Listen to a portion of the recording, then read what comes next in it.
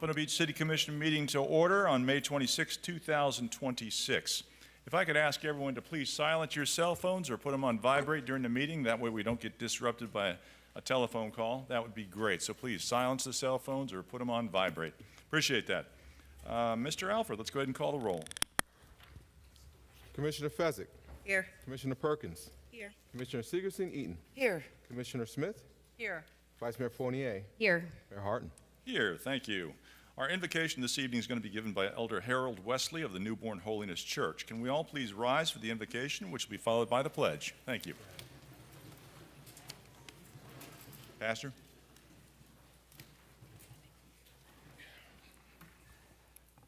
Amen. All wise and eternal God, first let me say thank you on behalf of all who gathered here this afternoon. Thank you for your many and bounty, abundant blessings. Thank you for life itself, for the measure of health we need to fulfill our calling, for sustenance and for friendship. Thank you for the ability to involve in useful work and for the honor of bearing appropriate responsibilities. Thanks as well for the freedom to embrace you or the freedom to reject you. Thank you for loving us even so from our boundless and gracious nature. In the scripture, you have said that citizens ought to obey the governing authority, since you have established those very authorities to promote peace and order and justice. Therefore, I pray for Mayor Rex Harden, the various levels of city officials, and in particular for this assembled council. I'm asking that you would graciously grant them wisdom to govern amid the conflicting interests and issues of our time, a sense of the welfare and true needs of our people, a keen thirst for justice and righteousness, confidence in what is good and fitting, the ability to work together in harmony even when there is honest disagreement, personal peace in their lives, and joy in their tasks. I pray for the agenda set before us this afternoon. Please give them an assurance of what would please you and what would benefit those who live and work in our surrounding beloved city of Pompano Beach, Florida. These and all of the blessing we ask in the name of the Father, Son, and of the Holy Spirit. In Jesus' name we pray. Amen. Amen. I pledge allegiance to the flag of the United States of America and to the republic for which it stands, one nation, under God, indivisible, with liberty and justice for all. Amen. Thank you. May be seated. About that. Can I get a motion approving the regular City Commission meeting minutes of May the 12th, 2026? So moved. Second. Moved and seconded. All in favor say aye. Aye. Opposed? Motion carries unanimous. Thank you. Mr. Harrison, any changes to our agenda this evening? No, sir. Very good. Can I get a motion? Mayor, I have a question on the agenda. Okay, sure. So items 4 and 5 were previously on an agenda and were voted on. How did they end up back on an agenda with a first reading again when they were voted down? Well, the city manager can put items on the agenda. That's how the city manager put them back on. Without anyone from the dissenting side asking? That's It correct. was a 3-3 vote, so Yes. anyway, we're bringing it back because we have information that will be presented in a different way to help everybody understand the ramifications of the actions, okay? Was that information sent around in advance? I'm not sure Tammy and John are going to be the presenters, so you can determine that when you hear their presentation. I'd like to make a motion to strike items 4 and 5. Second. There's been a motion to strike items 4 and 5 by Vice Mayor, seconded by Commissioner Fezzik. Okay. Any discussion on the motion? Commissioner Smith? If there's a different way to present this to us, why would we not want to hear what they have to say? Instead of striking it, let's just go ahead and have them make their presentation. Very good. Further commission discussion on the motion? So if Commissioner there's, Fezzik? thank you. Well, first of all, I guess Mr. Harrison gave us his explanation, but I was a little bit concerned to see this again as well, because it was on the agenda and nothing changed in our backup. And so I actually had it flagged to actually ask Mr. Berman, because it failed, if it returns now, like less than a month later, it's 28 days later, is there something procedural here that we're missing, or is Mr. Harrison correct? So if it's not been modified, it wasn't in our backup as modified, based on rules of procedure, what is your determination? And the question is, can he put this back on the agenda? I'm trying to understand the question. I'm sorry, could you pull your microphone a little closer to? Sure, sorry. So if it has not been substantive, like, if it's not changed, if it's not modified in a major manner, or even a little bit at all, as far as I can see in the backup, what be the rules, or what would be the charter provision or rules of procedure that would warrant it coming back onto the agenda without somebody making a motion to reconsider? There's no rule or charter provision I'm aware of. The city manager has control over setting the agenda and what goes on the agenda. I assumed something was different, or something will be presented that's different for your consideration. You still have the option of voting yes or no on these items, or as you're indicating now, to strike if that's your desire. I'm not sure what communication there was or has been with you as to why it's back on, but again, it's on. He has that discretion. It's not inappropriate. It's just a matter of you determining whether it should be reconsidered, and if so, what your reconsideration is. But just to be clear, 3-3 fails, right? This is the same as a 2-4. It wasn't approved. It's not like, if you look at some of the zoning things to go back in front of Zoning Board of Appeals, for example, there are time limitations when something can come back. There's no such thing in our code for something like this. Thank you. I think it's on because the manager wanted you to reconsider for some reason. Thank you. Very good. Further commission discussion on the motion. Vice Mayor. I'll tell you what kind of communication there has been about what possibly changed, and the answer to that is none. The backup is the same. The city manager didn't reach out and say that they had anything to inform us that anything had changed or there was anything different. So I don't think we need to go through this again at this point. If there's new information, I'd be happy to be briefed if the city manager wanted to reach out and tell us that in advance, but that did not occur. Thank you. Very good. Further discussion on the motion to strike. Seeing none, let's call the roll.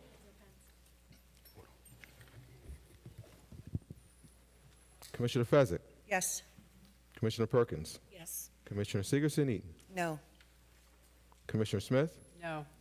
Vice Mayor Fournier, Yes. Mayor Harton. No. All right, back to approval of the agenda. Can I get a motion approving the agenda as printed? So moved. Second.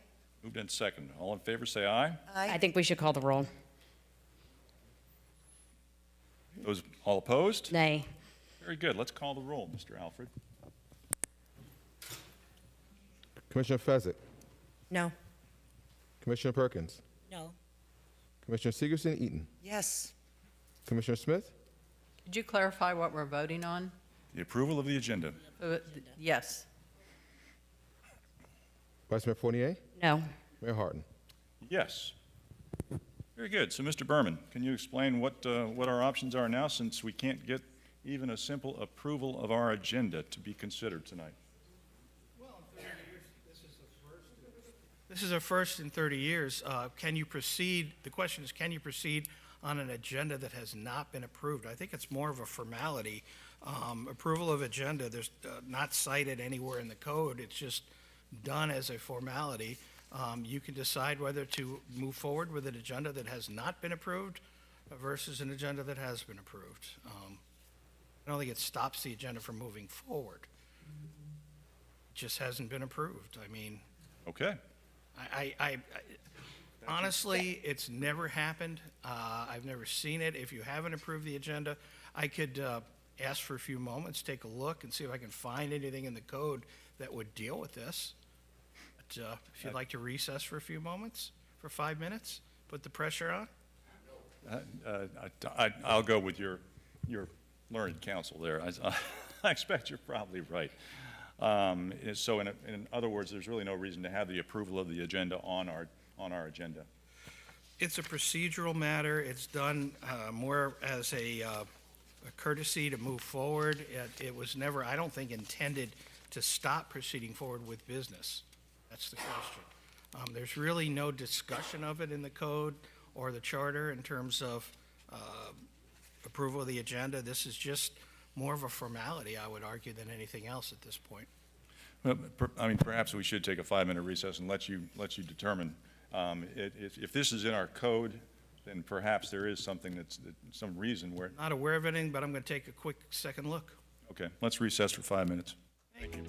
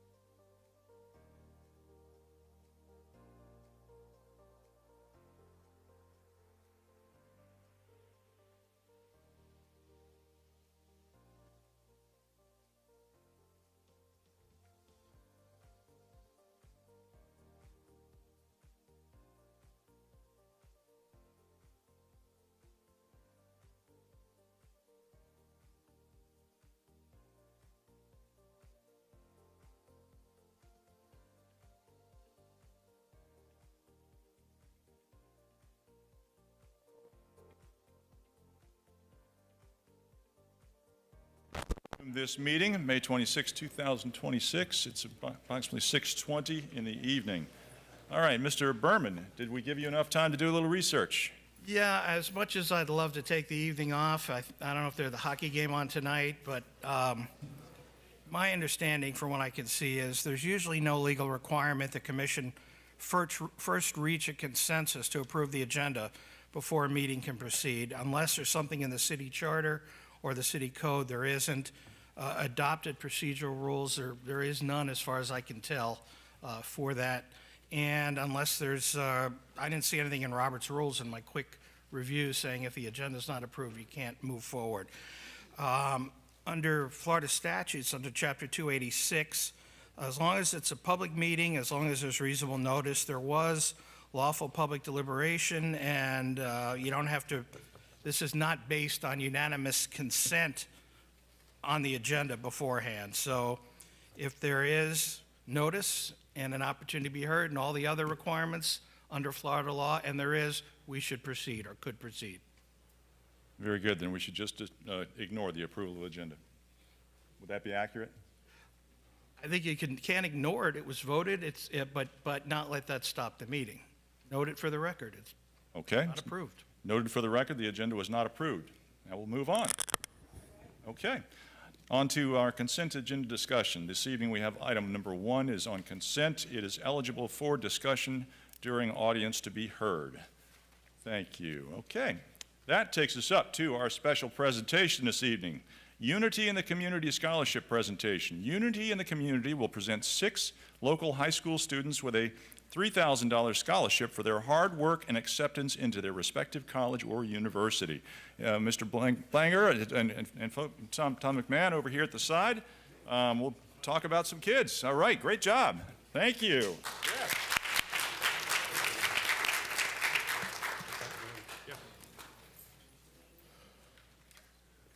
Good evening, everybody. Mayor, Vice Mayor, Commissioners. Tom McMahon, President of Unity in the Community. Mike here has a pretty detailed speech, but I just wanted to say thank you for your continued support. Without the City of Pompano, we wouldn't be moving forward with Unity in the Community. And also, Broward Sheriff's Office, shout out to you guys. You guys always make the event great, so I'm going to hand it off to Mike now. Thank you. All right. Thank you, Tom.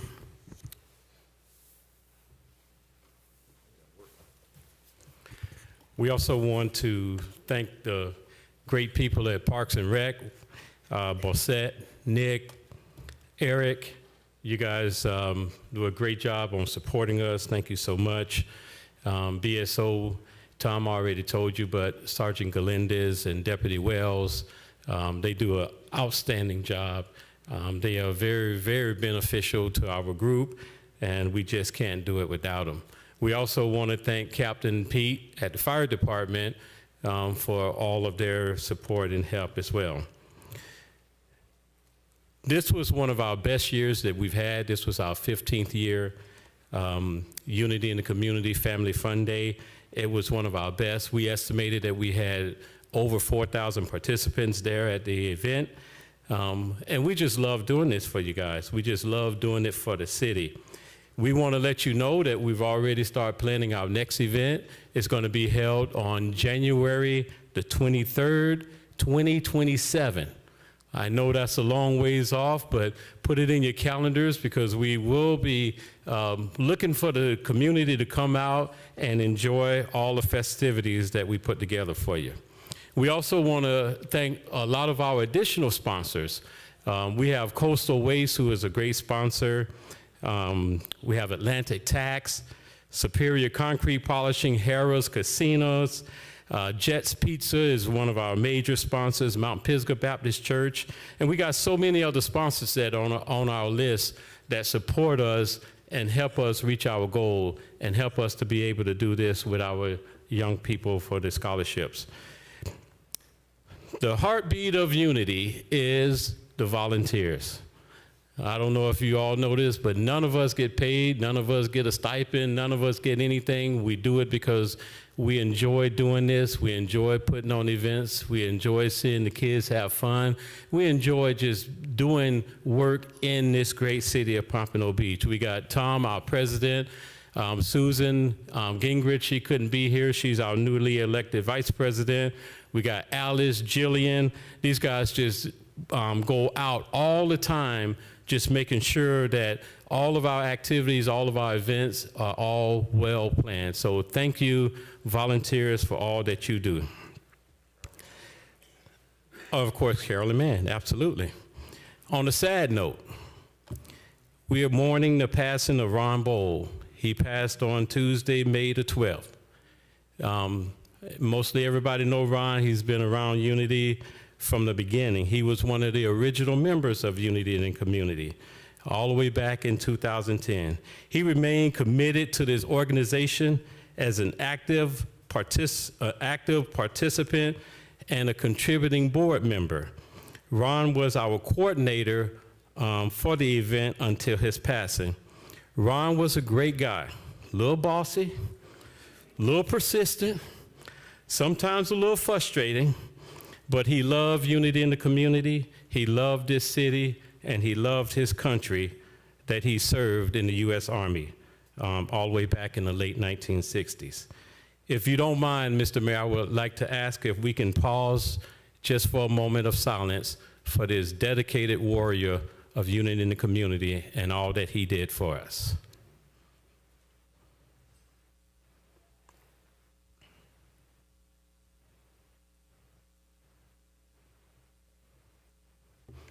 Thank you so much. Rest in peace, Ron. This year, our Unity in the Community Scholarship Committee, led by our chairman of the committee, is Carolyn Mann. We renamed the scholarship to the Colleen and Connor Sheridan Memorial Scholarship.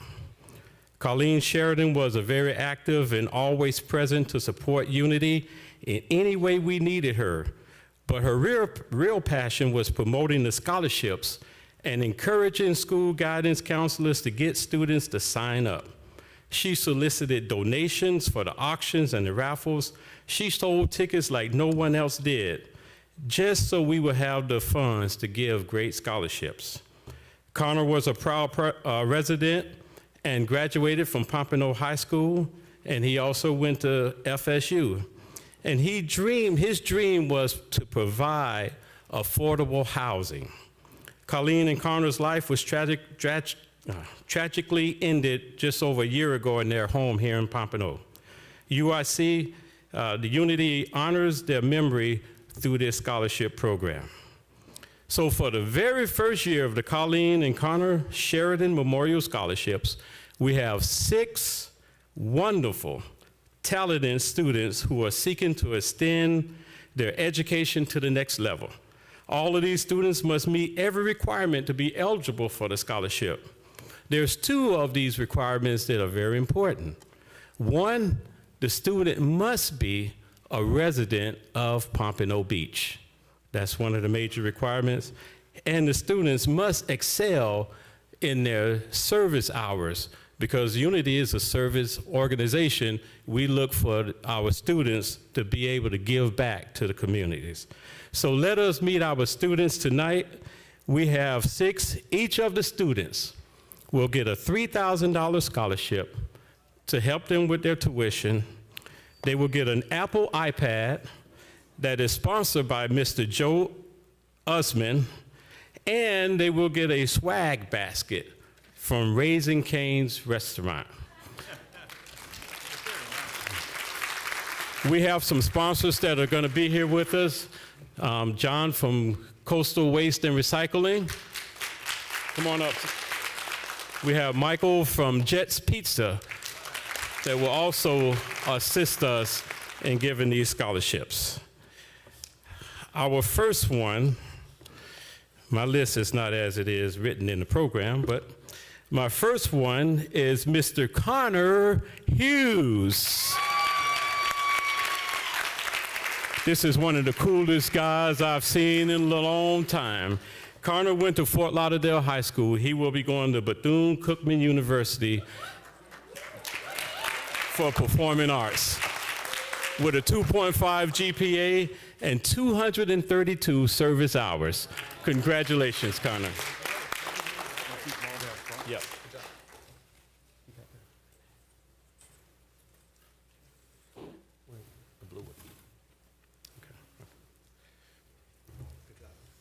over here in the front. Our next student, Desiree Belleville. Desiree is graduating from Atlantic Votech. She is going to go to Florida A&M University in Tallahassee to study pharmacy. She has a 3.68 GPA and 148 service hours. So congratulations.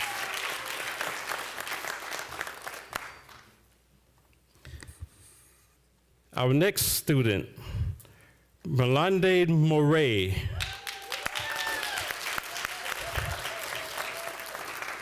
This young lady is simply amazing. We was at the presentation at Ely High School with her, and she was just honored so much. She'll be going to Florida State University. It's not Gators, but she'll be studying pediatrics.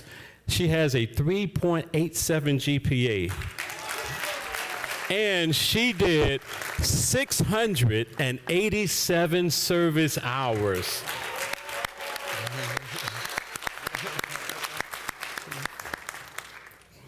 Our next student is Roshi Lee. She may not be here tonight. She is from Deerfield Beach High School. She will also be attending Florida State University doing accounting. Roshi had a GPA of a 3.98 with 252 service hours. Our next student is Jaira Henry Bruce.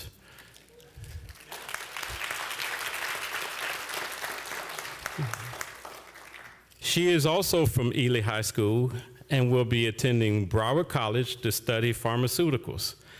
Her GPA is 3.98, and her service hours, 322 service hours. Great job.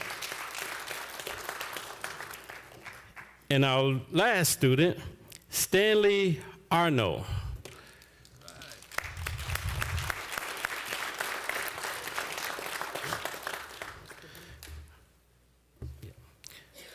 We're so glad to see Stanley. He gave up his banquet for lacrosse to come to this presentation tonight. Thank you so much. Stanley will be attending Florida State University as well to do pre-law. He has a whopping 3.77 GPA, 345 service hours. Congratulations. Let us give these amazing students another round of applause for their hard work. We look for them to go and graduate, come back to Pompano, and be a community worker to help others in this community. Great job. We're very proud of you. Get a picture, get a picture.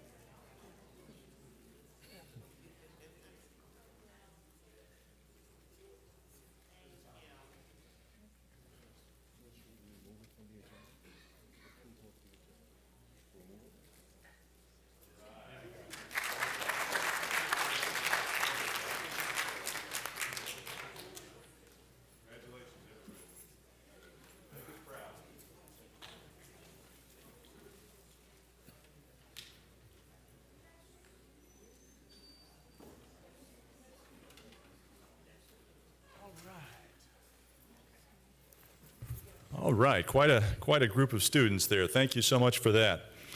All right, that takes us up to our proclamations. Our first one up is Haitian Heritage Month. Mayor Rex Harden will proclaim May 2026 Haitian Heritage Month in the city of Pompano Beach. Pastor Hector Clairvaux and Abner Clairvaux, board members from Redemption Baptist Church, will attend and receive the proclamation, as well as Pastor Deverneau from the First Haitian Baptist Church right here in Pompano Beach as well. So please, can all the pastors come up? Yes.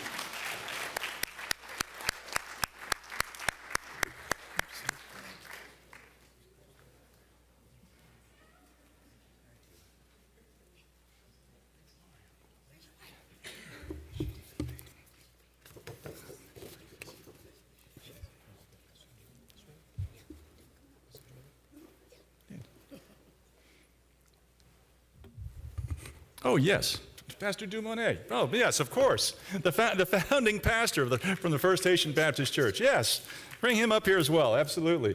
I didn't know he would be making it out.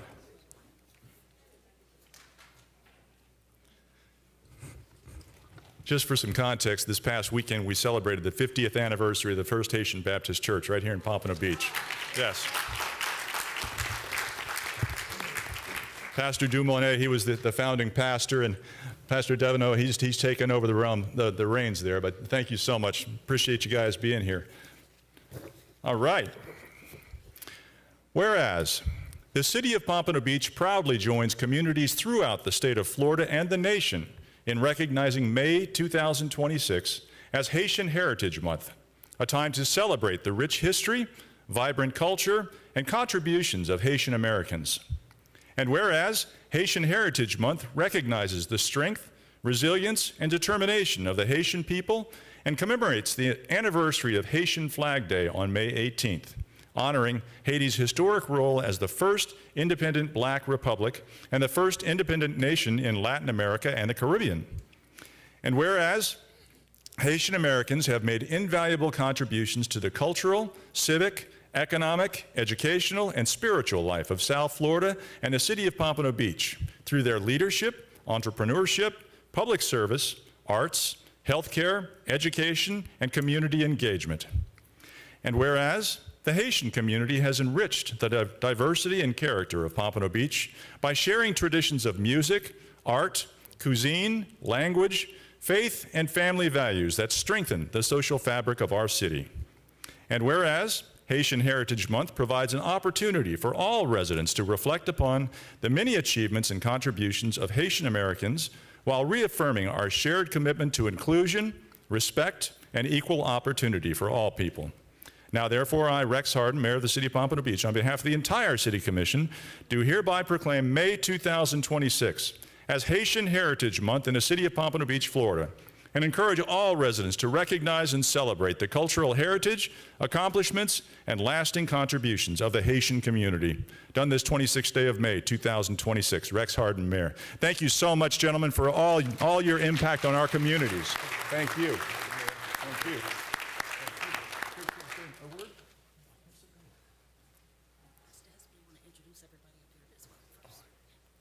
We would like to thank you, Mayor, and the commissioners for giving us that honor.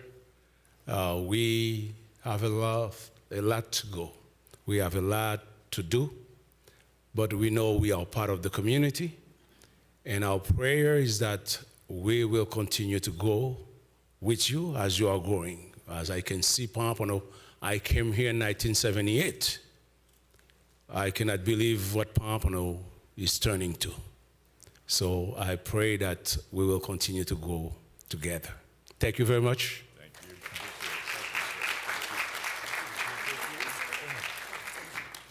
Thank you. We are deeply honored and grateful to receive this proclamation from the city, and this recognition is a testament to God's faithfulness, to the love and service and dedication that our church family has poured into this beautiful community throughout the years.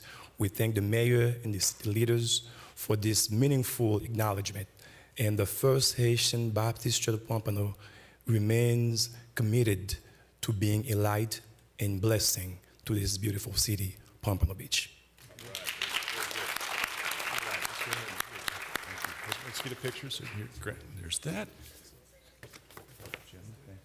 Thank you, Mayor. let's turn this.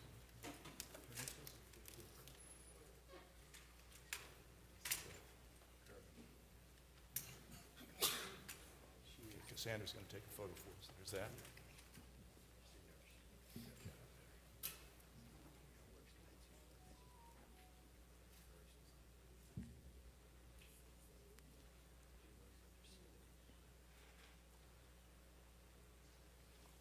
Good. Very good. Thank you, gentlemen. Thank you. Thank you for all you do for our community. Seriously. That's great. Yeah, I just wanted to say, Mayor, that it was very fitting for us to acknowledge our Haitian heritage.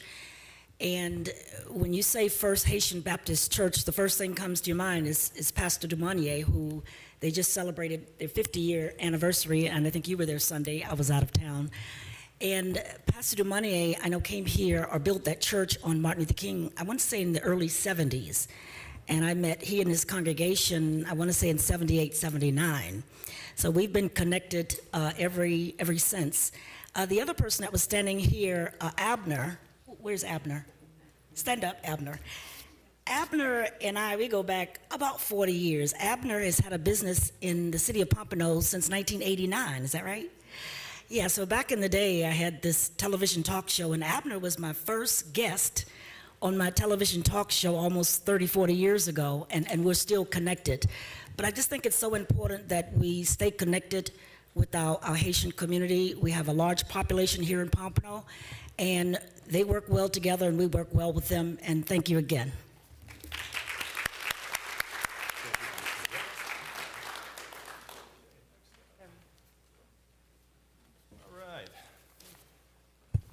Next up, we've got a special one, proclamation in honor of Anthony Tony Pelly, represented by his daughter. We're celebrating a wonderful 102 anniversary for Mr. Pelly. He's got a birthday, 102 years old, and this is his daughter, Anne Marie. Anne Marie, nice to meet you. Yes.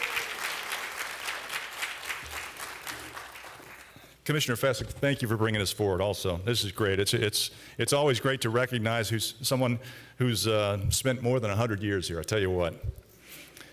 Whereas, we've got, which should we do first? The proclamation or the thing? It's up to you.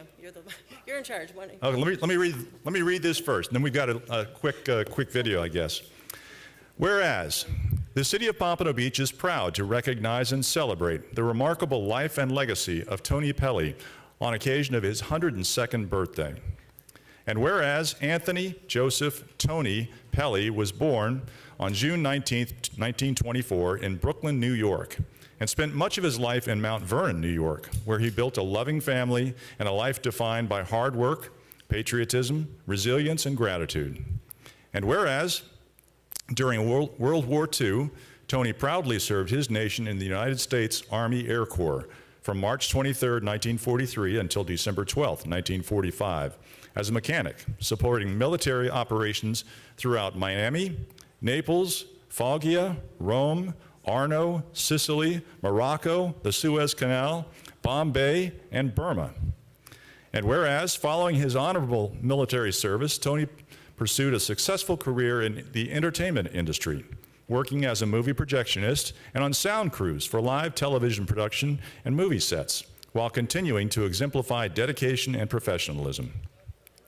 And whereas Tony and his beloved wife, Thomasina Visoshi Pelly, built a strong and loving family together, raising 2 children, Anne Marie and Anthony, and creating a lasting legacy that now includes grandchildren and great-grandchildren who continue to cherish his wisdom, humor, and spirit.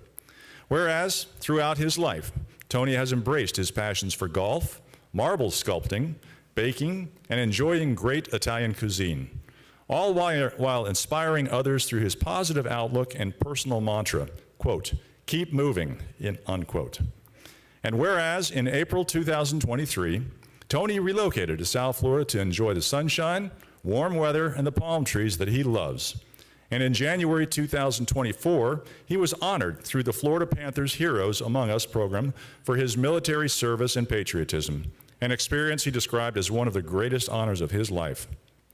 And whereas Tony Pelly's extraordinary 102 years stand as a testament to courage, perseverance, gratitude, family devotion, and unwavering love of country, and his life continues to inspire all who know him.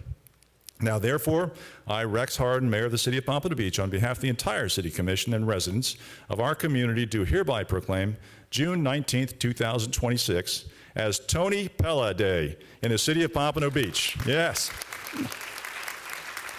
And encourage all residents to join in celebrating his 102nd birthday and honoring his remarkable contributions and service to our nation and community. Done this 26th day of May, 2026. Rex Harden, Mayor. That is amazing. 102 years. Yes. Here, say a couple of words. Go ahead. We have some pictures and stuff that you can show. I'd like to thank Mayor Harden, Vice Mayor Fournier, and all the commissioners, especially Commissioner Audrey Fessick, for bringing this forward. On behalf of a very humble and grateful World War II veteran, I say thank you to all of you, and I accept this proclamation on my dad's behalf. And there are some photos of him up there. Very good. So we had sorry, thank you. So we knew that he wasn't going to be able to make it, so what we decided is we would bring the party a little early to him first. So we wanted you to be able to see this and for this to be part of the proclamation so you could also celebrate his birthday with us and with him. So we had a little happy birthday cake. And then you can squidge it.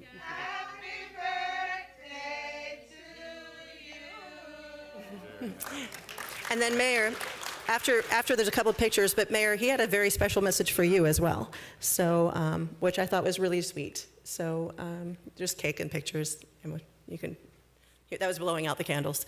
Go ahead. Wow. 102 years old. God bless him.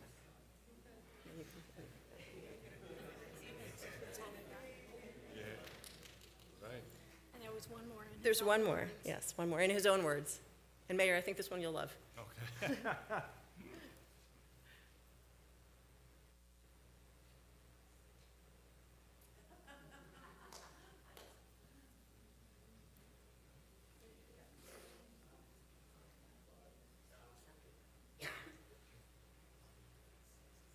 In this honor,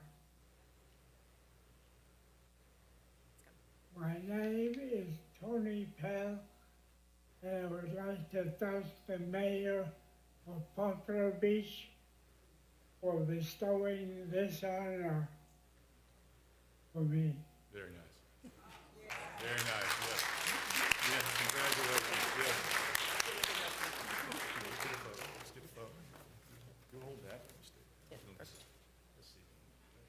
Sandra or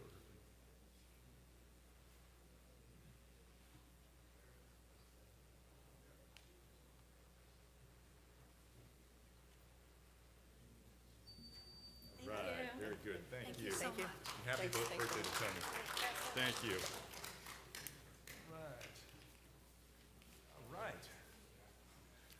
All right. Now, last but not least, we've got Faith and Family Month. To proclaim June 2026 as Faith and Family Month in the City of Pompano Beach. We've got Pastor Bill Carlson here this evening to accept this. Pastor Carlson, please come up. Yes. Bill, good seeing you. Thank you. Thank you. All right. Nice. Ingrid Ford. Thank you for coming also, Ingrid. Appreciate that. All right. All right. Whereas, during Faith and Family Month, the faith community places an emphasis on families and encourages participants to be family-centered for the entire month of June. And whereas the objective of Faith and Family Month 2026 is to encourage all churches and businesses to support and encourage families by creating events that will educate, inform, and help deepen family relationships. And whereas churches and businesses are urged to organize service days, informative conferences, and reiterate the fact that loving families help strengthen our community through striving to avert lives of addiction, crime, violence, and imprisonment. And whereas on Father's Day and throughout the month of June, churches will preach, teach, and share resources to strengthen the spiritual, financial, and physical needs of families.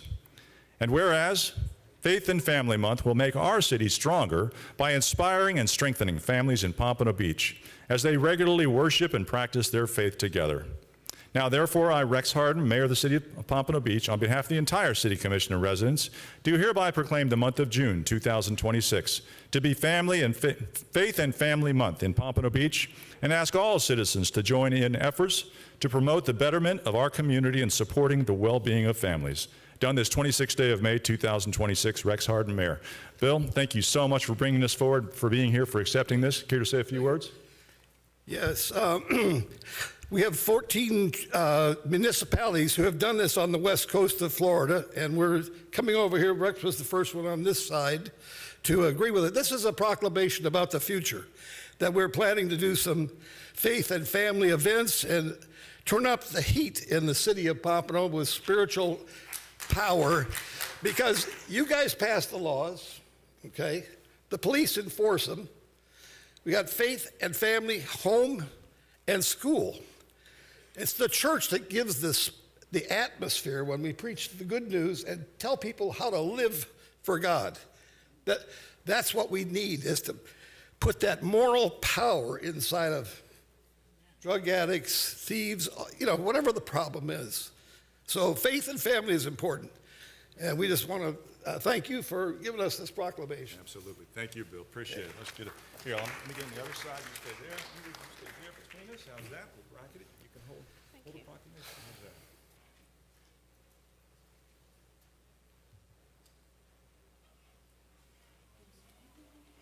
Thank you, Cassandra. Very good. Thank you. Good seeing you guys. Thank you.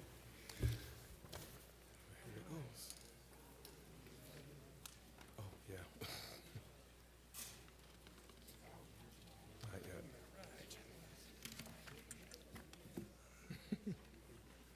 All right.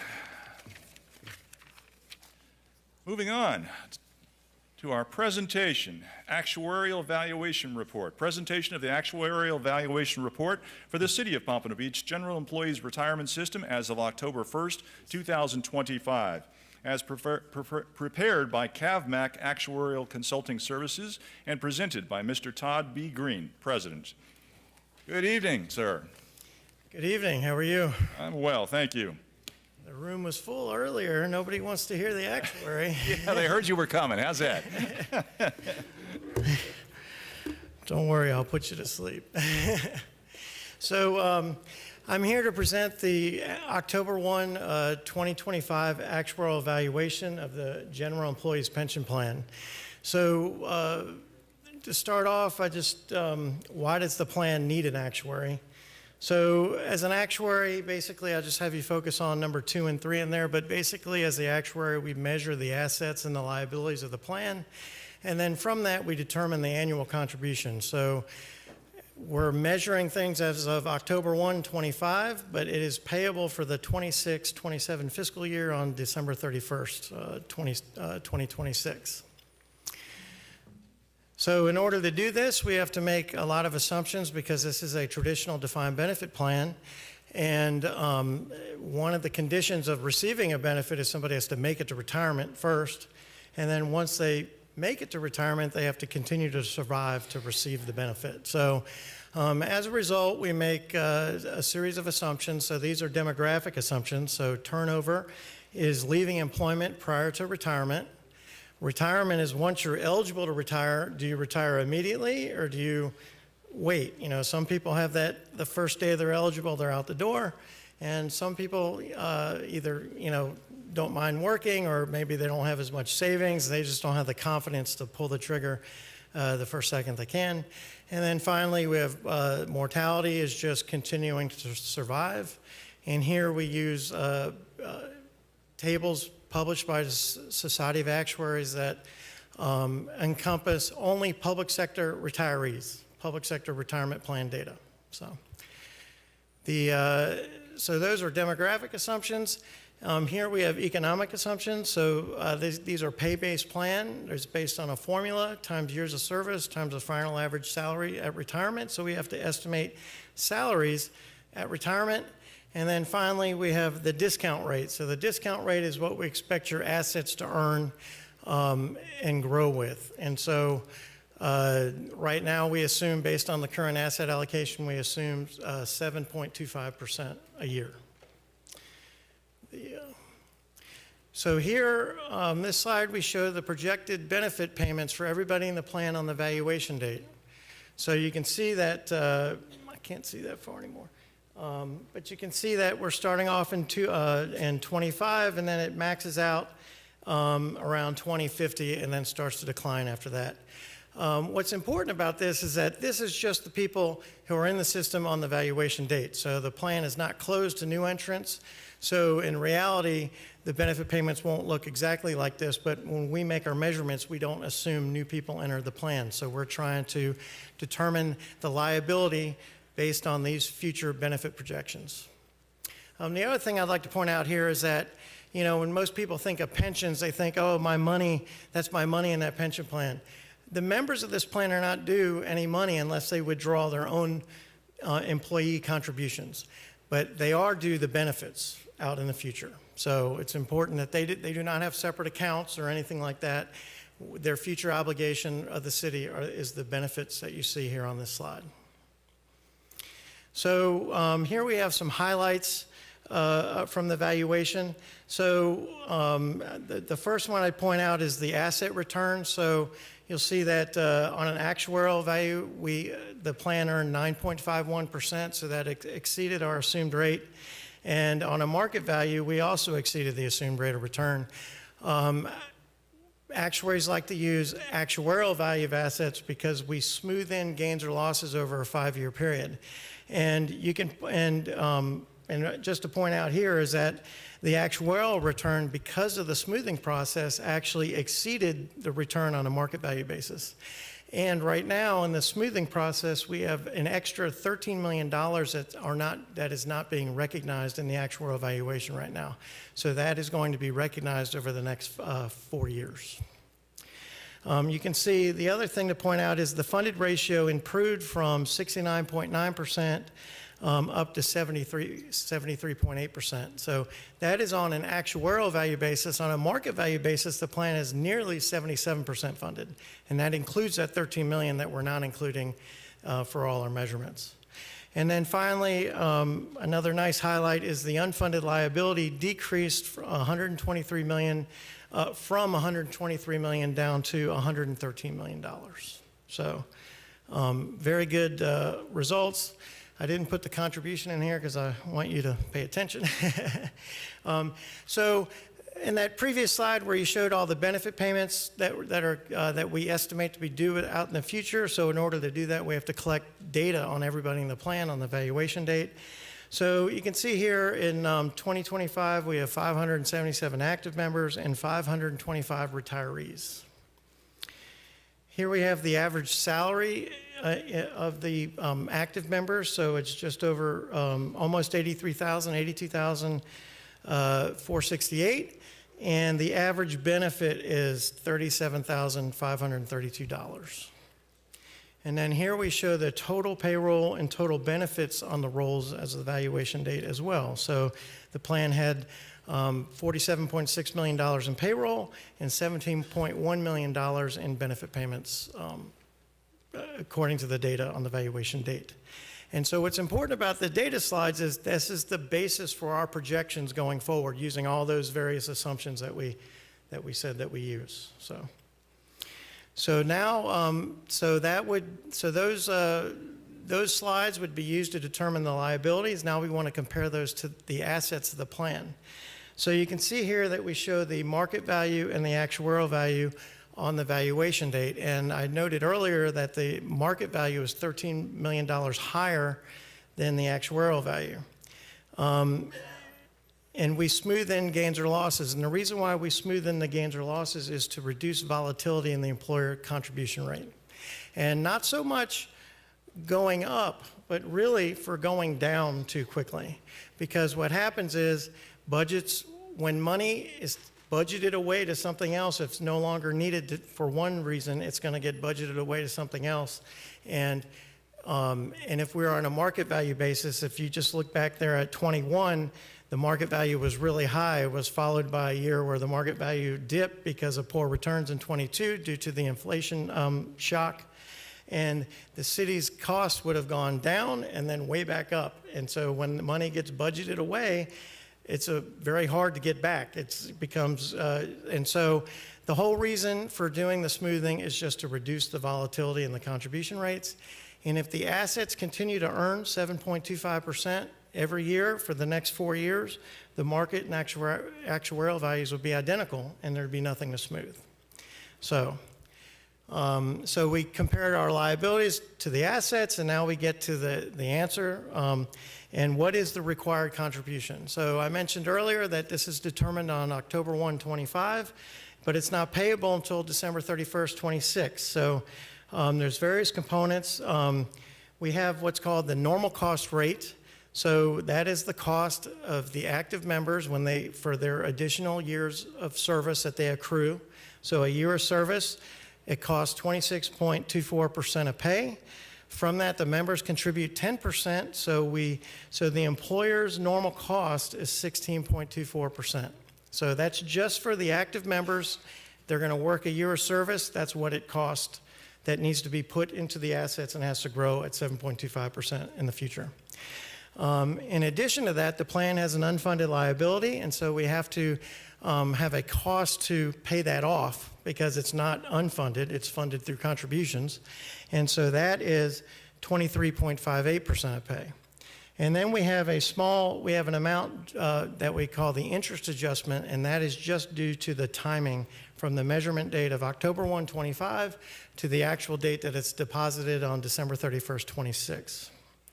And so the city's total contribution as a percent of pay decreased from 46.17% down to 44.36% of pay. And you can see that the actual dollar amount of contribution basically stayed the same from the prior valuation. And then you can see there that the funded ratio increased. I've already mentioned that. And you can see the decline in the unfunded accrued liability as well. So here we have, as actuaries, we like to say, one of the things we disclose in our reports is what we call our gain or loss analysis, and how did we get from the beginning of the year to the end of the year. So here are we just showing this in terms of the required contribution. So we started out at $21.6 million. We had a reduction due to the asset performance because I mentioned that the assets earned 9.51% earlier. And then we have some additional increases due to some methodology things that we do with how we amortize the unfunded liability. I'd like to point out that the second, that 2.4 annual increase due to a payroll growth assumption, we're phasing that out. We stopped doing that going back in 2017. So any new unfunded liability that gets established every year gets funded as a traditional mortgage, like a level dollar. So, and so you can see that adding all these together, we get from $21.63 million down to $21.622. So a slight reduction in the cost. Here we have the sources of the unfunded liability and the valuation. So the orange is what we call the experienced gains or losses. And so that typically, the biggest variable in the plan is typically the assets because the assets are invested in the market, and it has a standard deviation of like 10 to 12%. So there's a lot of variability, and so that's one component. And then lately, we've been seeing salary increases have been another source of experience losses, and that's because we're kind of coming out of this. In 22, we had the shock due to inflation. Prior to that, inflation was practically zero for about 10 years. So, and because of that, salary increases were dampened because the starting point of pay increases, well, what was inflation? Then we had merit components on top of that. So, the other source of the unfunded liability are assumption changes. So you'll see there that, back in 2016, there was a state law that was passed that we had to implement these mortality tables that are used by the Florida retirement system. So it was a significant impact in terms of liability, but I would like to point out that this assumption has been dead on ever since. So there has not been, sources of gain or loss due to mortality, essentially. And that's important because, as actuaries in the short term, all these numbers we come up with are all assumption-based. So the long term, the cost is going to be whatever the cost of the plan really is. So in the long term, if you're not estimating, if your assumptions aren't, match reality, costs are going to grow to match reality at one point. And so as the actuary, we like to get ahead of that because it's actually cheaper to do that. It's cheaper to get out in front than it is to wait and to tackle it at the end. And then the last piece are benefit enhancements. And so the last time that this was done was in 20 and 21. The good news is that there's only 7 years left to pay on that. And so once that's paid off, that you'll see that the city's costs will continue to decline. And that you can see here, and this is the amortization schedule of the unfunded liability. So you can see that big drop from 2031 to 2032. That's when those benefit enhancements will be fully amortized, essentially. The other thing I like to point out too is that where this plan is in such a great condition, is that you can see how it's stepping down really good after, each year on the chart there. That means that our contributions coming in are paying principal. They're not just all going to interest. So if you think of like your brand new 30-year mortgage, well, that's all going to interest. So even though you're making a payment, it's really just treading water. Well, at this point, we're doing way more than treading water. And you can see how we expect the amortization schedule of the unfunded liability to decline. So, and then here we just show the historical employer contributions, and this tracks with history. But you see, starting in 2001, you had the tech bubble.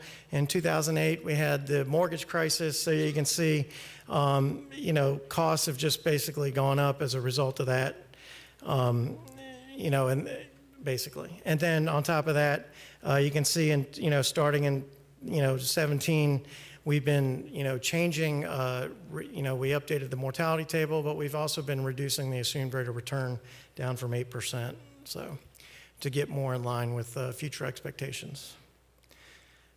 And then finally, we're showing the historical funded ratio. That's the orange line, and essentially it's just been flat due to assumption changes. And you can see the growth in the accrued liability. Those are the dark blue and the light blue bars there.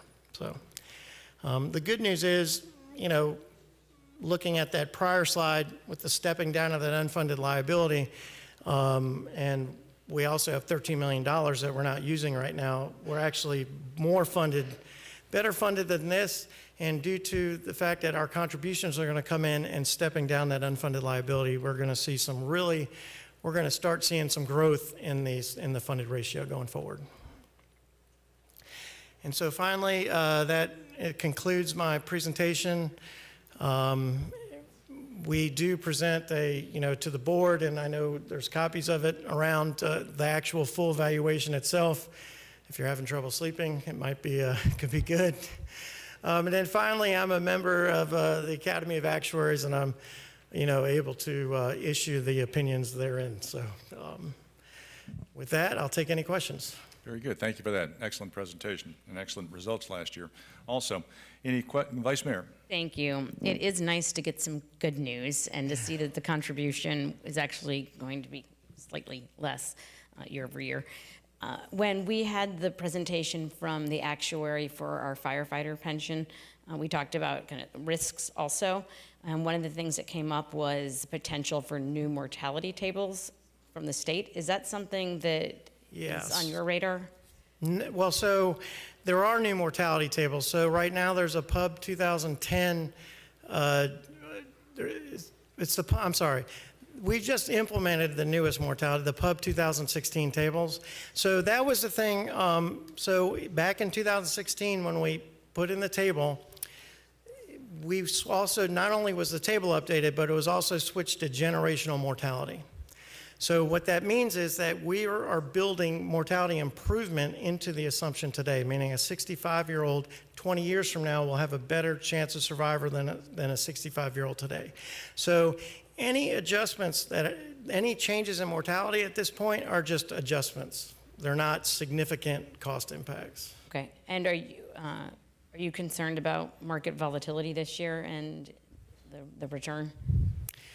I mean, there's always market volatility. So, I mean, right now, I would be assuming, I would guess that they're exceeding their assumption today.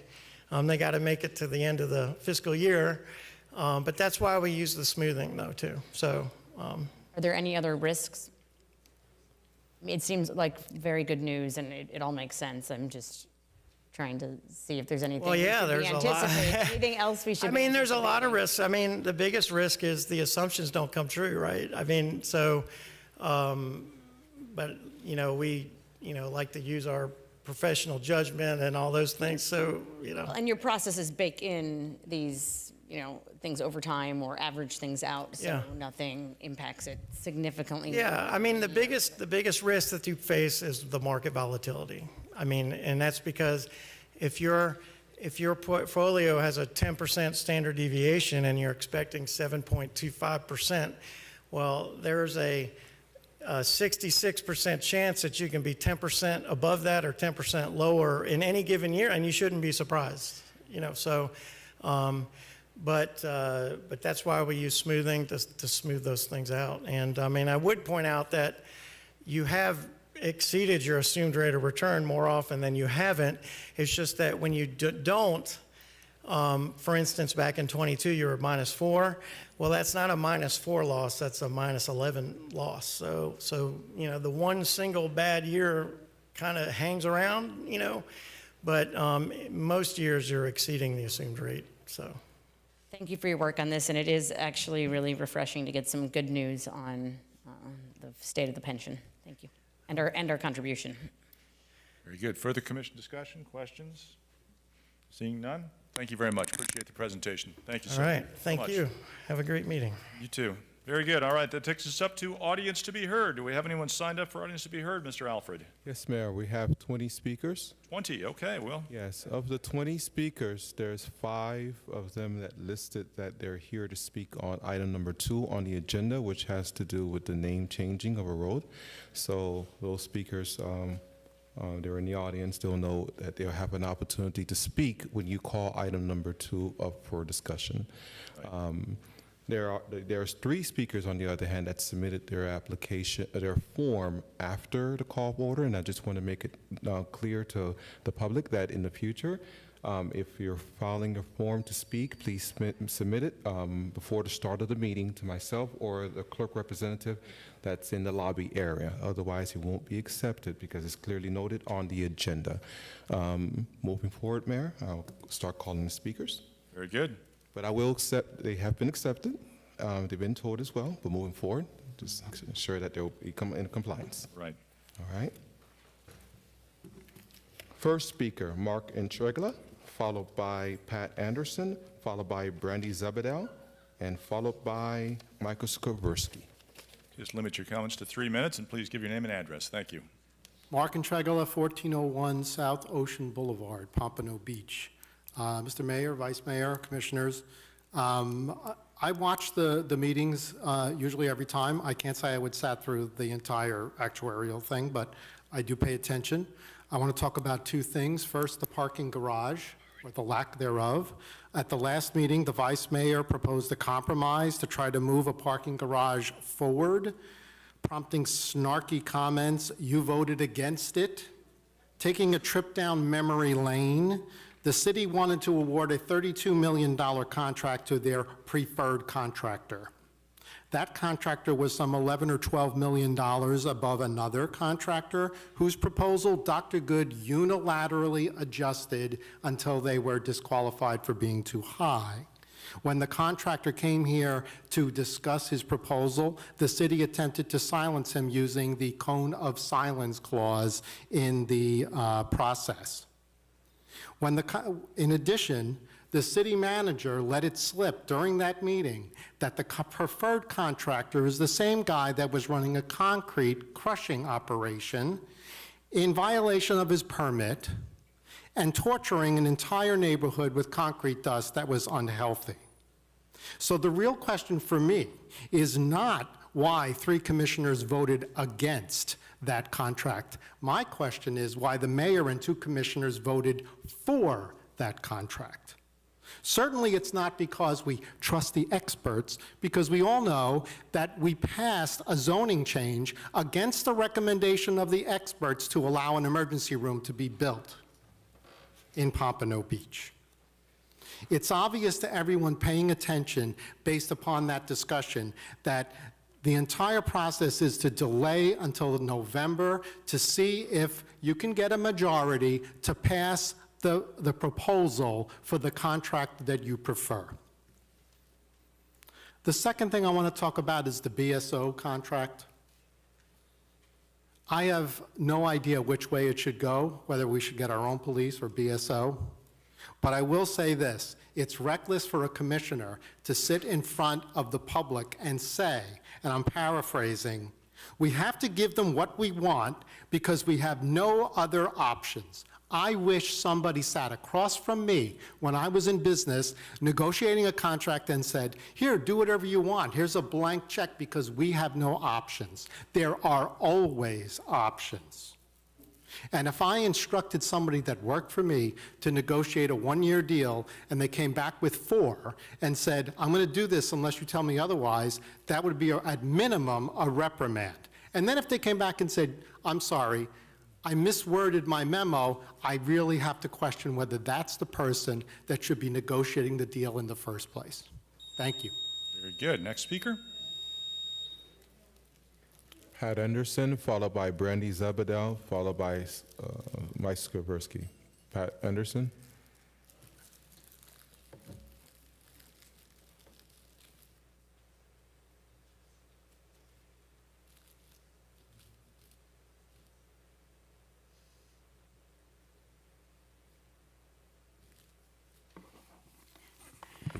Good evening. This is Pat Anderson Wetstein, and I'm here to support fun and family churches. And I think we owe a big apology to the Pink Church, which is next door to me on Sailfish Canal. Rex Harden, I'm going to put you in charge of making this not happen. It did happen. And it's been 7.5 years of illegal smash to the house on this canal, my house, without code inspections. And I have suffered quite a lot being here for 7.5 years, talking to you twice a month, okay? So this is the Pink Church, and I have 20 nonprofits that I work with, including Winterfest, including the one called with Carolyn Mann. I worked with her on Unity and Community. I have 20 of them, okay? I'm not up here to be a politician. I just want you to be fair and give this Pink Church a lot of money, because they have lost due to this corruption of not having any inspections. Code, Mario, where was he? I asked him, well, where were you? He said, well, I was told to leave it to John Savopoulos. I said, well, okay. Who told you that? He told me who said that. And I want you to know that when my permit expediter, Miguel Nunez, was fired by Greg Harrison, that was a very fine man. You fired him because he was upset and he stormed out. Well, we have a David Recor that's back in town again. You know, you can't Ms. fire a Anderson, person please. for being upset. Please address the chair. That's okay. Okay, all of you. You too, Mark. That's okay. Please, Ms. Anderson, address. I would like to put something on the agenda to help the Pink Church. I would like you to put it in your budget to put the infrastructure that you have on billboards, these billboards in our area about all the canals getting stormage, but not the Pink Church Selfish Canal. Very good. Thank you, Ms. Anderson. Appreciate it. And I would like you to have it on the agenda next time to Thank you, Ms. Anderson. straighten this out, Rex Harden. I'm going to leave it to you. Very good. Thank you. Thank you. Have a good evening. Next You speaker. too.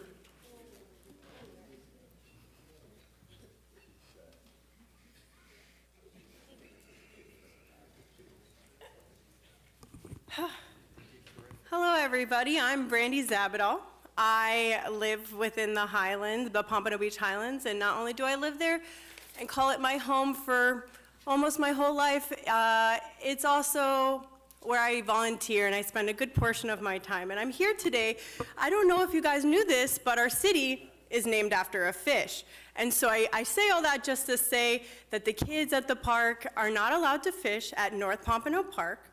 And also, it's been brought to my attention that the water's contaminated. I got this in an email, and it was a recent development to me, seeing as how my whole life I fished there. There was a floating dock, they built the apartments, and then what? Now it's contaminated? Is that because we hope to build something there? Is that because the properties that sit on Federal Highway right there across from Lighthouse Point, they maybe are worth a lot of money? I'm just really trying to figure out why it is that my children are not allowed to fish there. And when I tried to bring forward a program for Chaos Rod and Reel to bring and donate their time, energy, and resources so that children could fish with their parents in their free time for free, I was told no because it's dangerous. So I just really, really am concerned. Should I tell my residents that live in the Highlands that we should just not fish there? I'm really concerned and confused, and I'm really looking for answers. So can somebody give me Mr. Mayor? Well, it's Mr. Scott Moore. Is Scott Moore here tonight? Scott, yeah, there he is. He just raised his hand. You can go discuss those issues with Scott Moore. He's in charge of our Parks and Rec. Oh, I'm familiar. I'm just wondering because we go back and forth in emails. And one email, it says that we would never put up no fishing signs. But I mean, saying that the water's contaminated gives me great pause. Are we not going to be able to fish there because the water's contaminated? Who completed this test? Why was the test given? You should know these things, Mr. Mayor. It's your city. Thank you, ma'am. And in addition, that's okay. In addition to that, I also would like to know why there are no fishing programs. Even at Harbor's Edge, it would be nice to have a fishing program. Seriously, my children are getting to the middle school, my son is in middle school, and he's getting to the age where he really there's no programs for him. There's nothing for them. Their entire age gap, they're getting kicked out of the park for riding their bikes. They're getting in trouble for riding their bikes in the road. If they're not able to have a place that they belong, I mean, the city of Deerfield Beach, Vita McKeithen, our Tigner Center, they have a podcast room, and they also have many resources for the children. They have tournaments where the kids play video games together. Is there something for my children, or when they find trouble, will that be on us? I just want to know, are we creating an environment? We're not cultivating something that they can have a group of people that they belong to. I'm just trying to figure out, why our parks and the 3 parks that sit within the Pompano Beach Highlands have no programming except for football. Why? I've asked, I've given multiple proposals, there's still nothing, and it's been 9 months. There's nothing. My children have nothing. No answers. Nope. You can go Is there talk. a response? You can go talk with Scott Moore. I recommend that. Thank you, Miss. Thank you, ma'am.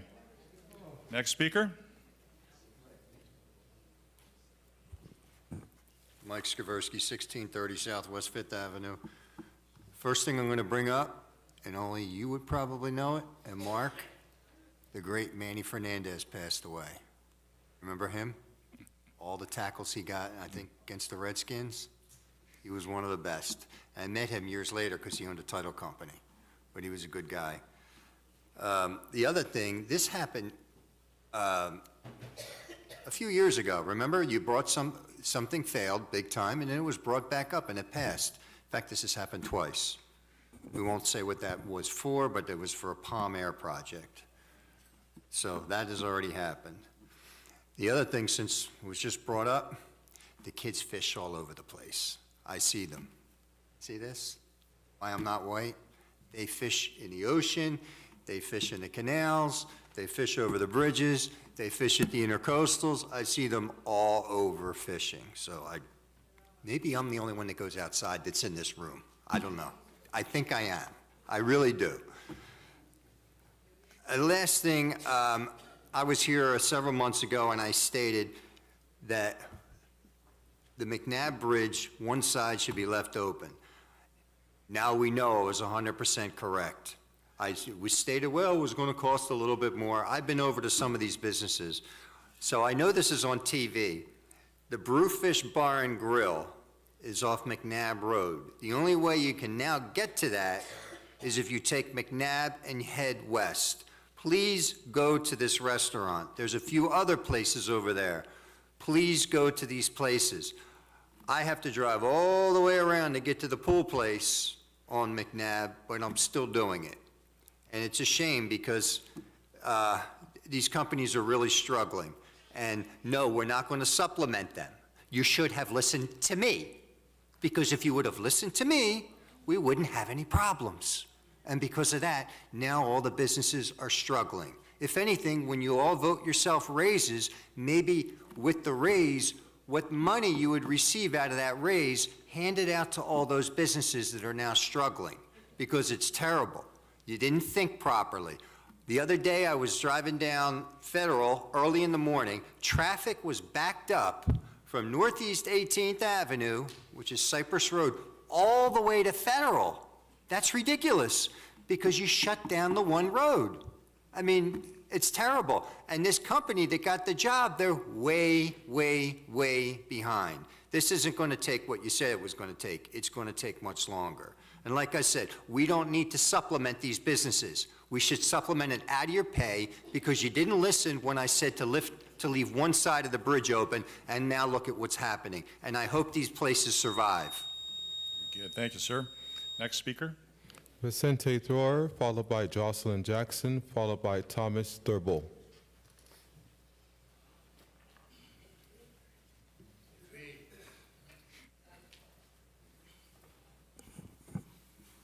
Vicente Thor, Pompano Beach. Mayor, I want to address the issue of the school board. Even though this is the city of Pompano Beach, you and the council still have a fiduciary obligation to look after our schools, correct? Well, we're concerned about the schools, always, of course. Well, Mayor, this recently our principal departed, and now the school board has placed a new principal at our school, at Blanchilla High School, but they didn't talk to the community. Mayor, something has to change. I mean, they come to us, they come to you all, they ask for money, we supply goods and services and financial aid or whatever they need from us, but Mayor, we deserve respect. The chair of the school board went with one of her other colleagues and met with the city of Fort Lauderdale, city commission, and they gave a presentation and they talked about la-da-dee-da-dee-da and what they're doing. Mayor, will you have a problem with sending an invitation and asking them why won't they come and do the same for our city? No problem at all.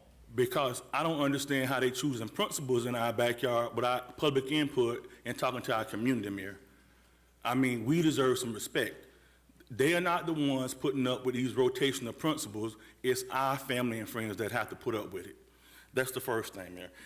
My last thing is I want to thank the Public Works Director and the building official for their years of service in Pompano Beach and their retirement, and wish them the best. And I hope that we can keep moving forward and make sure that our neighborhoods stay clean and take care of our people. Thank you so much. Thank you, sir. Next speaker.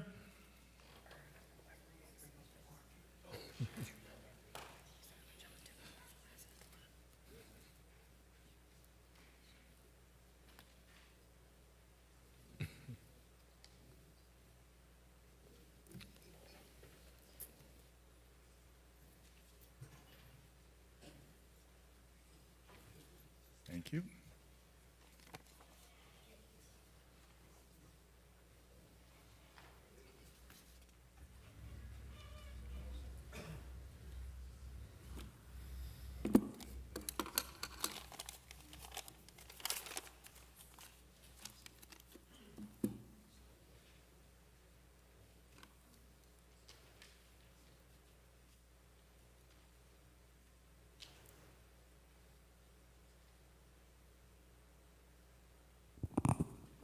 Good evening, everyone.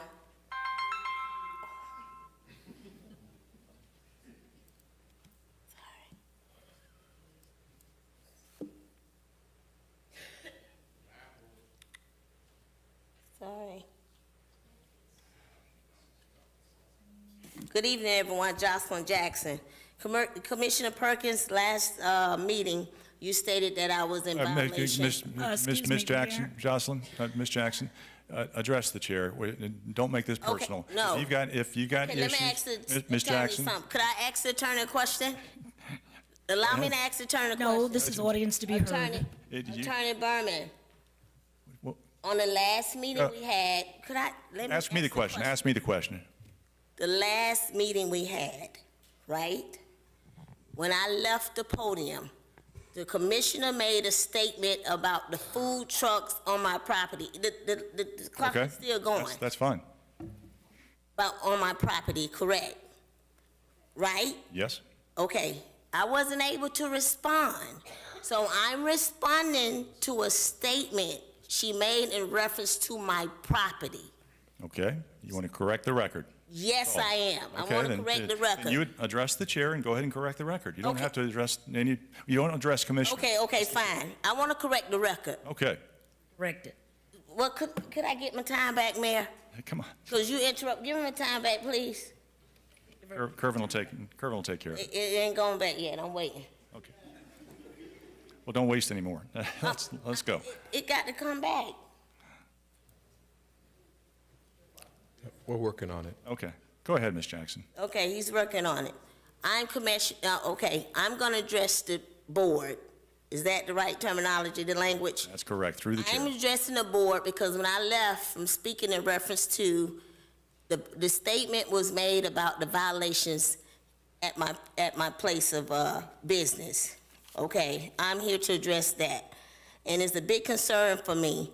That has caused action taken against me. I'm being singled out for reasons related to ordinance compliance. As you all know, there are multiple food trucks operating within the city that are stationed in locations not permitted under existing code.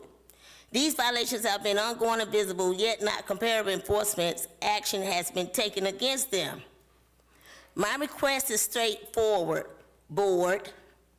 I would like to understand how you expect me to comply for the same ordinance that you're not imposing with the others.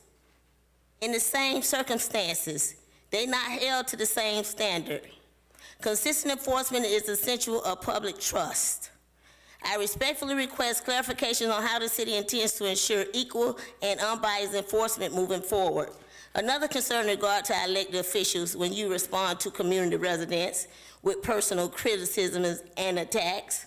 Instead of addressing their concerns, it becomes evident that you either do not understand the realities we face, or you simply do not align with the needs of the Northwest community. Our voices are not optional. Our experiences are not up for debate, and our community deserves representation that listens, respect, not one that deflects or dismisses. And I stand here today. When we leave this podium, when we are addressed, it's not fair for us that we cannot respond. So we want the same respect as you guys want us to give you all. And please, I'm asking each one of you, do not come on my Facebook page if you don't want me to allow me to address you here in these chambers. And you have been warned. That's it. And I have provided for you. Those are the places where the food trucks lies. So as y'all say, transparency, I gave it to you. Now I'm gonna sit back and see what happens. You see that boat in that yard? That's Vince Johnson's yard. Thank you. Thank you. Next speaker. Thomas Dibble, followed by Delvin King, followed by Roderick Phillips. Thomas Dibble.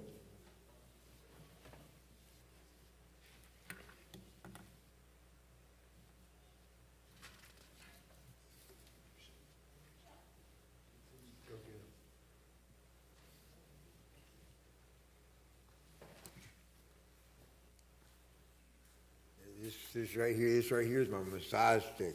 This takes care of my pain better than 2 oxycodone and a morphine shot every 6 hours. This right here solves the opium problem. A massage stick to massage nerve endings, feet, hands, and ears. Not one professional's known what I know about them, what I've learned about them.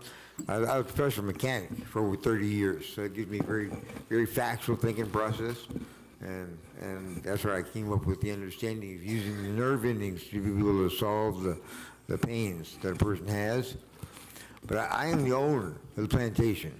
My name is Thomas Jerry Thiebaud Jr. I'm from Kansas City, Missouri, but I've been traveling the continent for over 30 years. And Jesus literally came out of the spiritual realm, hell, for 2,000 years and took a seat to ride me in limbo for the 1,000-year reign we're in right now. I am the owner of the plantation. Jesus accepted the seat next to me because he knew I was the only chance he had. It's not I've forgiven, it's not that I've forsaken him. Mankind has forsaken the facts of life. And Jesus is both, the Christ and the Antichrist. He's both together. He took on both roles because he had a perfect mind.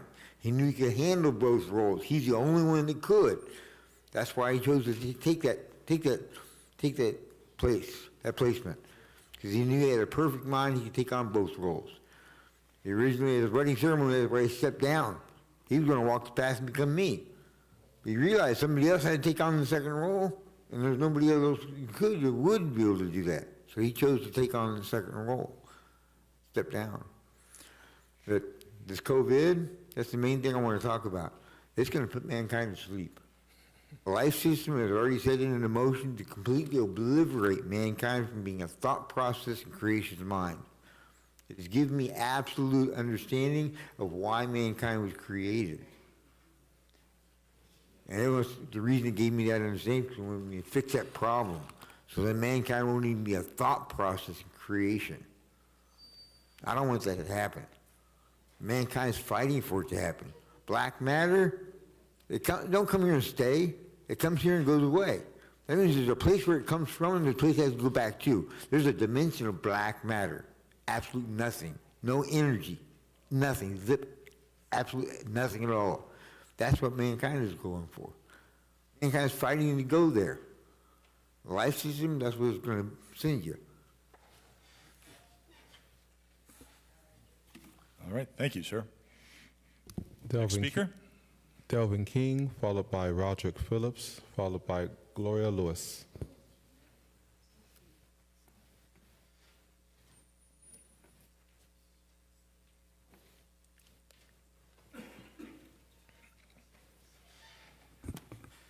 Delvin King, 2601 Northwest 12th Street. Today I wanted to speak about public speaking. We need to follow policies and procedures when we call up public speaking. What I seen last week was just pure chaos. If somebody's name is called for public speaking, or if it's put in a certain order, no resident gets to come and pick and choose when they can come and speak, just to be the showstopper, the show ender.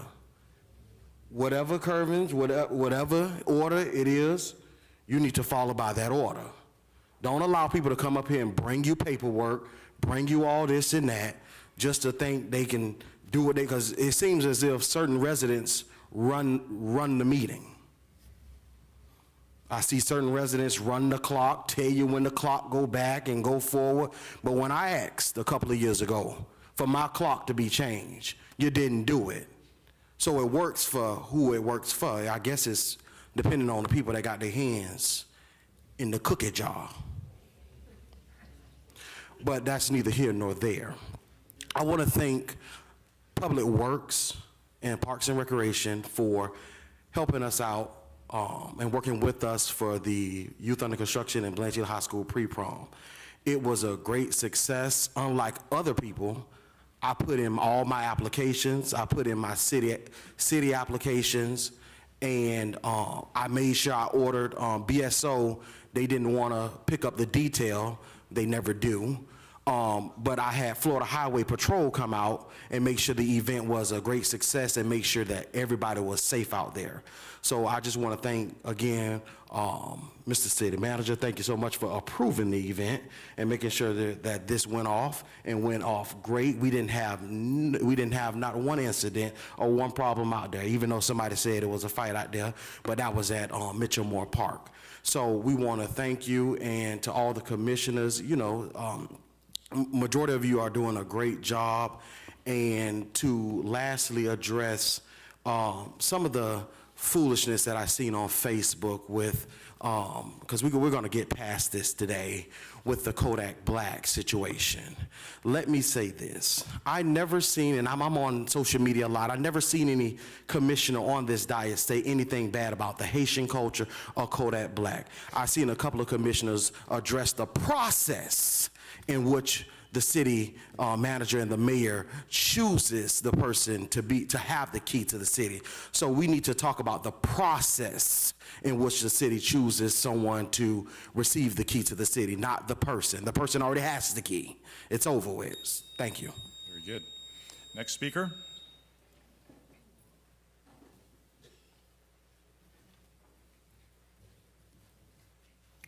Rob Phillips, 2620 Northwest 10th Street, Pompano Beach, Florida. I'm here to remind the city that my organization, New Life Group, is having their 5th annual Homeless, Substance Abuse, Mental Health Awareness Day. And as always, I'm inviting everyone in the city to come out. I want to thank Allison, Darlene, and Rhonda Eaton for their participation in this event that I have in District 5. Also, I was commissioned to come up here and talk about DEA, Diversity, Equity, and Inclusion, which Governor DeSantis has decided that he wanted to dismantle that, and it's coming to forefront eventually sometime next year or before the end of this year, what you are able to help in the community, what you're allowed to do without being reprimanded because of diversity, equity, and inclusion. So on June the 4th, there's a committee of community leaders that are going to address and inform the public of what is coming down the pipeline that's going to harm people of color. You know, we black folks, we catch hell left and right, no matter how you look at it. We got even the president trying to send us back somewhere. But it's anti-diversity, equity, and inclusion law that has passed by the state of Florida. So on June the 4th, at the Word of the Living God Church, 149 Northwest 26th Avenue, Pompano Beach, Florida, at 6 p.m., we're having a forum. This is not a candidate forum. Although candidates are welcome, this is not an event for some to show up and judge what should, could have been, or would have been done, but it can be perfect just the way you want it. The meeting is to facilitate awareness about the harm that is headed our way and maybe how to adapt and adjust to minimize harm to our community. And that is an invitation to all of the commissioners and on the dais that would like to come and be a part of this community meeting. Also, addressing this, looking on well, I'm not going to talk about it because my time is up. Thank you. Very good. All right, that concludes audience to be heard at the first portion of our meeting. We'll take up the. But ma'am, we've gone through the first half hour. I'm sorry. We've got to suspend it until the end of our meeting. Thank you. I apologize, but that's the rules. Very good. All right, that takes us up to our consent agenda. Can I get a motion approving item number 1? So moved. Second. Moved and seconded. Any discussion? Seeing none? All in favor say aye. Aye. Aye. Opposed? Motion carries unanimous. Very good. Takes us up to our regular agenda. Item 2 is a consideration to dual name Northwest 3rd Street, Lorena H. Holly Street. Mr. McGahn.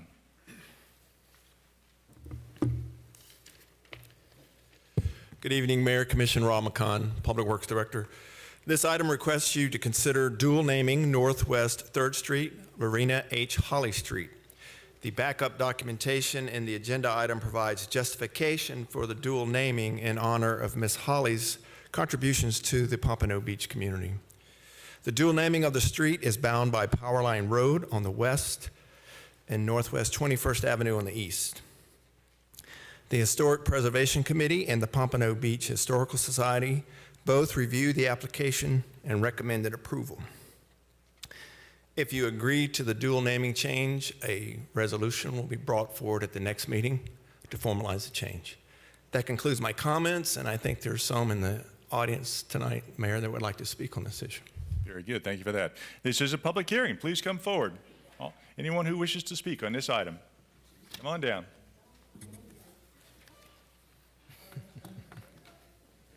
Just name and address for the record, please. All right, right here at the center podium. Thank you.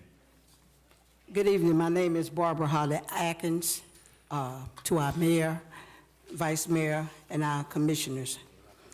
I would like to yield the floor to Walter Atkins, Cora Walls, Mother Foster, and Maddie Curry. Okay. My name is Walter Atkins. I stand before you today with deep pride, love, respect, and honor the life and legacy of an extraordinary woman, Miss Lorena Howard Holly. By renaming the street in the city of Pompano Beach in her memory, some people live in the city, others helped build it. Miss Holly helped build Pompano Beach through her service, leadership, compassion, unwavering dedication to her community. Miss Holly was a lifelong resident of the city of Pompano Beach who called 2160 Northwest 3rd Street her home more than 65 years. She was educated in the city, attended a historic Pompano Beach Color School, now known as Blanche Ely High School. Her roots were planted deeply here, and throughout her life, she remained committed to improving the community she loved. As one of the matriarchs of the pioneering family in the 1960s, Ms. Holly became a powerful voice for progress in College City neighborhoods. She advocated for better living conditions and support her efforts throughout the streets of the city of Pompano Beach. Very nice. All right, good evening to the mayor, commission, and the members of the city of Pompano Beach. My name is Cora Walls, and I stand before you today as the youngest child in this family, but also as a proud daughter, carrying the legacy of a remarkable woman, my mother. I have been a teacher in Broward County for over 32 years, and in the last 27 years, I have had an honor of serving at Deerfield Beach High School. As an educator, I know the importance of legacy, service, and how it impacts one's life has on generations. That is why I'm here today to ask that my mother's legacy continues to live on through the renaming of her street in her honor. My mother was more than just a resident here in this community. She was a pillar of it. She was the kind of woman that treated every child like her own. She fed those who were hungry, clothed those who were in need, and opened her home when families needed shelter. Long before the community outreach programs exist, my mother was always doing the work from her heart. She believed deeply in faith and in young people, and every summer she organized a vocational Bible school at her church that lasted an entire week. Pouring love, guidance, spiritual growth in children in this community. Even after her passing on July 5th of 2012, her work did not die. My sister, Barbara Holly Atkins, has faithfully continued the ministry each summer, proving that my mother planted seeds are still growing today. She also took children from this community to Miami, to Bible Youth Camp, at what was then Florida Memorial College and now Florida Memorial University. She gave children's opportunity to learn, to grow, to travel. She planted seeds that are still going on today, and for those children to dream beyond what they saw in themselves. My mother also supported the youth program locally, helping me, provide lunches for my girls group at Wade Horn Park, which is now McNair Park in Collier City. She understands that sometimes a meal, a safe place, and the encouragement can change a child's future. Mostly important, she believed in education. When I began my college journey, she started giving me care packages along with every friend in the community that was leaving for college, showing them that they were supported, that they were valued, and that she expected them to succeed. My mother didn't seek recognition. She didn't ask for any applauses. She simply served others because that was who she was. Today, I ask that you guys consider renaming the street in my mother's name and keeping her legacy alive. Thank you. Very good, thank you. Good evening, my name is Maddie Curry, Maddie Fulton Curry. I too, speaking in behalf of Ms. Lorena, she was like a mother in the neighborhood. And the reason why I really wanted to come, because when she got a petition and signed for them streets to get paved, I was #1 glad because I got tired of walking from I was raised at 300 Northwest 21st Avenue. That was my mother's home, facing that street. The streets was muddy, dusty, by the time we walked from that side over to Charles Greer Elementary School. And she not only went further when we left Charles Greer Elementary School and moved over to Margate, they didn't have a bus, don't want to come in the area. She signed a petition, got the buses to come through over there and pick us up so we didn't have to walk from Collier City all the way over to Margate. Y'all excuse me for laughing, but I'm just thinking back them days. Because when there was a canal that ran along there, when it rained and the overflow, we didn't have the jointed streets. It was a board that we had to walk across to get to the other side. I was scary anyway. So, but it was, sometime it would overflow. All kind of feces would come out of the ward and everything. And when she started that petition, everybody was backing her up. And I think right down the street from her, Mr. Thurston, he was there too. I said, everybody better get in this line right here. Because she signed that, got that petition signed. They came in, they closed up the canals, and they paved the streets. And we didn't have to walk to Charles Greer School no more with no dusty shoes. Because the children laughed at us, but they didn't know the area that we lived in. Even all the way over in Hunters Manors, all that was all back there. Nothing but rocks. When it rained, we had to walk in the muddy rain. And two, as she came, Maddie, let me tell you something. If you ain't doing that, I want to get, she got me in Herbert, Airline 211. She got me in the chapter with her, and I continue to do work with her in the neighborhood. She didn't just look out for her kids, she looked out for the neighborhood. So we grew up over there as a family.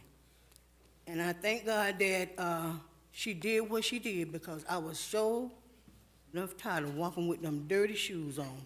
Y'all, I think she deserved to have her name placed somewhere on a street sign or wherever, because she was nonstop. God knows that lady did her part in there. Her, my mama, she get them together, and they was just like a trail of them. And they didn't nonstop. And I appreciated that she got us that bus over there so we didn't have to walk all the way over there. My time is up. Thank y'all. Thank you, appreciate it. Want to say good evening. Eula Foster, 2856 Northwest 13th Street, Fort Lauderdale. I received a call from Miss Lorena's daughter, and I was happy to answer the call. As I knew Miss Lorena Holly, because our family lived at Collier City too. As a child, I knew Miss Lorena to be one of my mother's friends. She was a kind and compassionate person. Sometimes I would babysit for her. She was a good mother to her children. And if I recall, she was a single mother. Her family and our family were friends. Occasionally, my father and mother would have disagreements, and my mom would go to Miss Lorena's house as a safe place. My mom had 3 friends on Miss Lorena Street. That was Miss Ella Mae, Miss Cowles, and of course, Miss Lorena. Miss Lorena would deter my dad from finding my mom by hiding her. You all can kind of figure out the rest. Also, one summer of 1962, I was 12 years old. We had disobeyed our parents and went to the rock pit, now known as Esquire Lakes, to teach our friend Mary Ellis how to swim, not knowing how dangerous this place was. There was no pools in our neighborhood at the time, so we thought the rock pit would be the best place to go to teach our friend how to swim. We got into the rock pit with our foam floaters, and shortly after, Mary Alice panicked and turned loose her floater and climbed on top of my head. At that time, I felt like we both was going to die or drown. Just so happens that Miss Lorena's son, she has a son, Carson. He held out a stick to me, and he was able to pull both of us out of the water. So I have always thanked him for saving my life. Later, the story was told to his mom, and of course, we never went back to the rock pit again. Years after my mom had passed away, I would often go back to the neighborhood to visit her friends. And with Miss Lorena still residing in that neighborhood, I would go and check on her. I feel like this would be an honorable thing to grant her children's request in bearing Mrs. Lorena's name on that street where she lived so long. I thank the family and others for allowing me to participate in giving honor and praise to the life of their mother, and overall, such a great person. God bless. Very, very nice. Thank you. Anyone else? That's it. Very good. Further input from the public? Seeing none, public input closed. Commission discussion. Yes, Mayor. Commissioner Perkins. Thank you. That was a very good history lesson. And in my opinion, that is what community involvement looks like. When you're helping the children, you're helping the seniors, you're helping the sick. We need more of that today. So I want to commend you for the work of Ms. Holly, and I think it's so deserving that we named the street after her. I would advise you, too, to contact Mr. Greg Jones at the E. Pat Larkin Center to make sure we have her name displayed there in front of the center for the work that she has done for this community. So, yes, I support this naming 100%. I do. Yes. So I make a motion that we make Northwest 3rd Avenue a dual name, right? A dual name to Holly Street. Very good, as per. Yeah, wait, let me really, I want to do it right. I'd like to make a motion that we make Northwest 3rd Street a dual name, adding Holly Street. Thank you. Oh, you want a first name? Lorena Holly.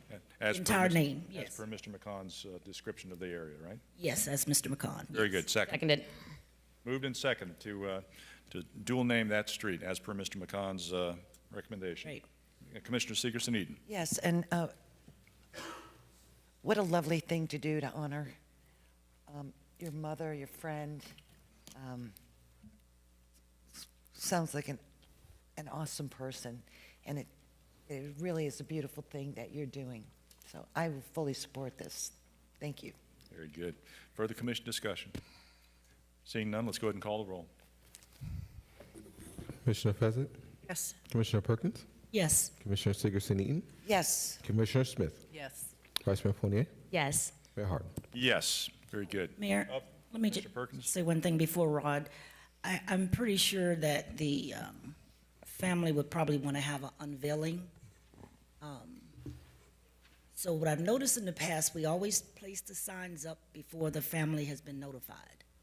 Can you please not post the signs until the family has been notified, Right. or myself? So we rely on Broward County Traffic Engineering to fabricate and install the signs, but in advance of that, we will provide a sign to the family and they can have a ceremony however they would like to. But it's going to be at least 10 weeks from now, based on historical actions of Broward County, before those signs go up. So, So is it Broward County that places those signs up? correct. Oh, Broward County places. Yes, that's correct, Commissioner. We're What just do they- glad to get them up. It takes so long, but we don't get enough notice for the family. I noticed Northwest 27th Avenue, I happened to drive down the street and saw that they were up.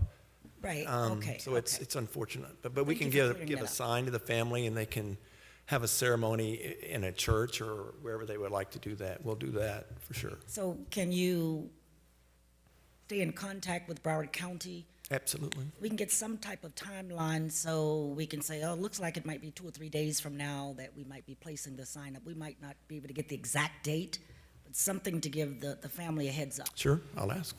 Because I did get calls the last time. Why did you all put the sign up? So I was thinking the city was putting the signs up. I didn't know it was Broward County. Okay, so we just want to make sure the family is informed as Understand. much as we can. Thank you. Very good. All right, let's take a 10-minute recess.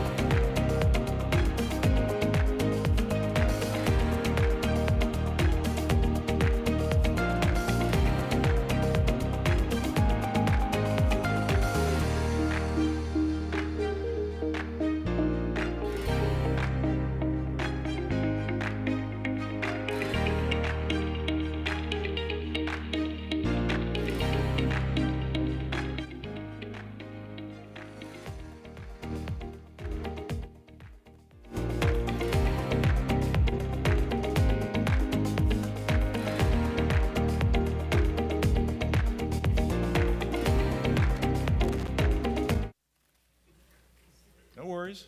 Don't break a hip. Don't want to do that. Okay. All right, let's call this meeting back to order at about 8:12 here. Thank you. That takes us up to item number, 3. Okay, 3 is a resolution. A resolution of the City Commission of the City of Pompano Beach, Florida, approving and authorizing the proper city officials to execute an infrastructure development agreement between the City of Pompano Beach and Habitat for Humanity of Broward, Inc. to provide for the reimbursement of costs related to design and construction of utilities and roadway improvements, providing an effective date. So moved. Second. Moved and seconded for discussion. Mr. Seropoulos. Good evening, Mayor, Commission. John Sfropoulos, City Engineer. With the pressing need for more affordable housing, Habitat for Humanity will start building 6 new single-family homes this fall with a targeted move-in date of spring 2027 for deserving families who have the dream of home ownership.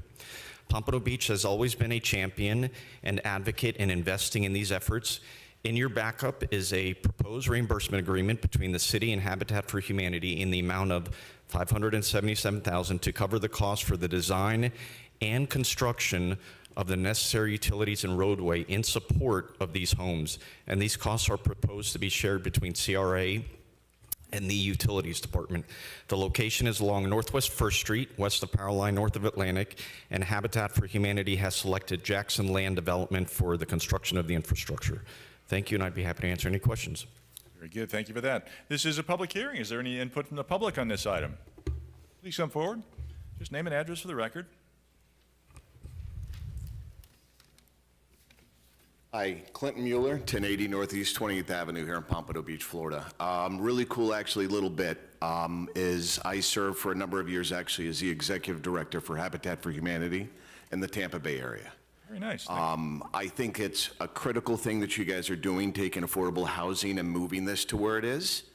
I also think for the public as a whole, too, there needs to be an understanding that with Habitat for Humanity, it's not a giveaway program. It's not, it is a hand up, not a handout. The people who get these homes basically have to individually go out and put sweat equity hours into their homes. They have to pay for the homes. There is due diligence. There is volunteers. It is a labor of love, and it couldn't be a better fit for the city of Pompano. The only other thing that I'll add, if I can, is I was really excited when I walked in and saw a room full of people when it started.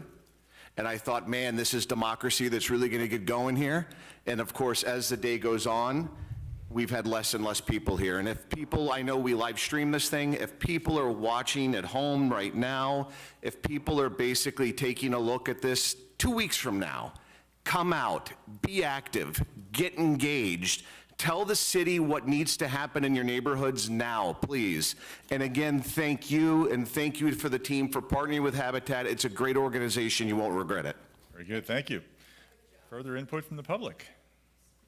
Does Habitat wish to make any presentation? Just, no? It's all up to John. Thank you. Okay. Okay. Just wanted to check. Jocelyn Jackson. Where is that? Is the Habitat already done purchased the property? Is this a new bill? Where they building this? It's 6 single-family homes. They do own the parcels. Okay, they own the parcels. Correct. Did they buy them from us? Did they was originally not owned by the city? No, just private parcels?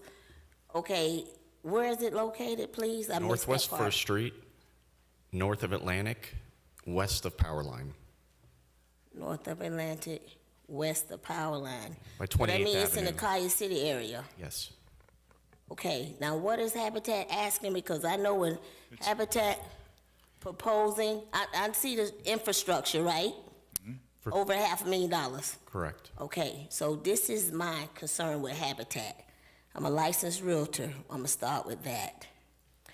And my concern with Habitat is when they come in the community, that the buyer who purchased these homes never will own the ownership. Another thing, and if you gotta, like if I, with my children, like the interest don't pass to the family members. They start the loan all over again. So I would like for Habitat representative be transparent to when these homes get built, like, when they build the contracts, so our residents can understand. Because a lot of residents don't know, you won't be the owner. You've been had this place 30 years, and title don't transfer. The interest don't transfer to their loved ones. Another thing, when they come, Habitat got a lot of money. They have a lot of money. And I don't think it's a good idea for us to give them over $500,000, because we need to use that money in our northwest section for our small businesses that was spoke about the other, 2 commissions ago. Because Habitat got a lot of money. This is just my personal opinion, but I would like for them to be transparent with the residents who will be purchasing these homes. It's very important to our residents to understand the contracts in layman terms, not that sophisticated language, in layman terms, so they'll understand what are they getting themselves involved with. And again, I said Habitat have a lot of money. Thank you. That's my opinion. Next speaker? Mayor, I Seeing need none, to public correct the record, what Ms. Jackson was saying. We are not giving Habitat this $550,000. We're fronting it, they're paying us back. Very good, thank you. Further input from the public? Seeing none, public input closed. Thank you for that clarification, Mr. Harrison. Commission discussion, questions, concerns? Vice Mayor? Thank you. I'm a little confused now. So we are paying now for these improvements through CRA and utility funds to do this infrastructure work. Then there's money coming back to us at some point? No. They are doing the designs, the permitting, the construction. After that's completed, that's on their own dime initially. Once that's completed, we do reimburse them that amount. And that's this amount? Correct. A maximum not to exceed that amount. Okay. So do they have bid process? Have we looked at the numbers and sanity checked it? Do we think it's reasonable amount for the scope of the work? Since we didn't put out, we didn't pick the company, so we're just accepting the numbers that the estimate from Habitat. Well, not blindly. They went through a procurement process. They bid this out to 3 qualified contractors, and I reviewed the 3 bids as well against the design plans. Okay, so you've sanity checked these Yes, costs, yes. and they are in line with what you would expect for the Correct. scope of work, and then the funds are coming from the CRA and from utilities. Are those already in the budgets? They are 50-50 split. 50-50. Okay, so 50 of it's coming from the Northwest CRA, and it is going into the Northwest community in the form of infrastructure improvements here, and then the other half is paid for out of the utilities fund. That's correct. Okay, thank you. Mr. Perkins? Thank you, Mayor. I am happy that Habitat is going to build some more homes, but I'm cautious to say that when you're building homes, and I don't know whether it's just happening in my district or my area, I'm concerned about the materials that you use. Those 77 homes that was built, Rick Case by Habitat, I've had several complaints with termites. Some of the residents had not even been in their homes 6 months. And I'm very concerned about that. I did speak with Nancy about it, I think once or twice. There are a lot of issues that we're having with those 77 homes. And I've discussed that with Nancy, and I would like to get those problems corrected, those 77 homes, before we move forward on this. Because those residents have a lot of concerns. A lot of them want to relocate, want to move, want to get out of that, but I say to anybody that's getting a Habitat home, before you sign any papers or anything, get yourself an attorney and have your attorney read the fine print. so that you know what you're signing into. Thank you. Very good. Further, Commissioner Fessick. Thank you. I think Habitat does a great job. I actually have worked a lot with raising funds for Habitat in other cities.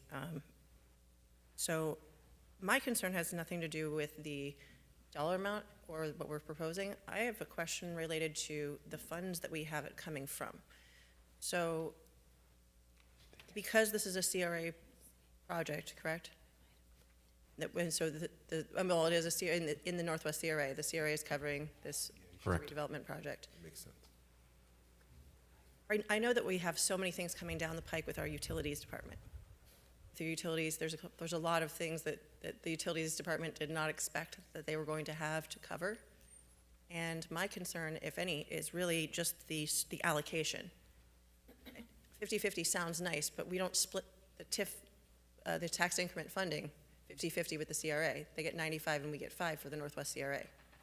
So what 95 and 5 looks like, just in case anybody knows, I remember I did the math last year sometime. It was in 2024, out of the tax increment funding for the entire Northwest CRA, the Northwest CRA collected just under $9 million, and the city's share of that is about 1.9, somewhere in there. So there's a big difference. I think we should definitely support this. My only concern is there any way that the CRA can handle 95 and we cover 5? Because that's what the split is with the CRA. Is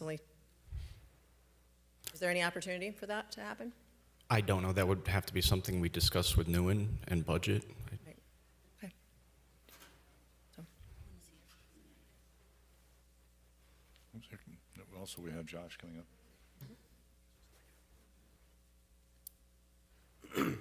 Hi. Hey. Joshua Waters, I'm the city's budget director. So this was a new capital project in the CIP from fiscal year 26.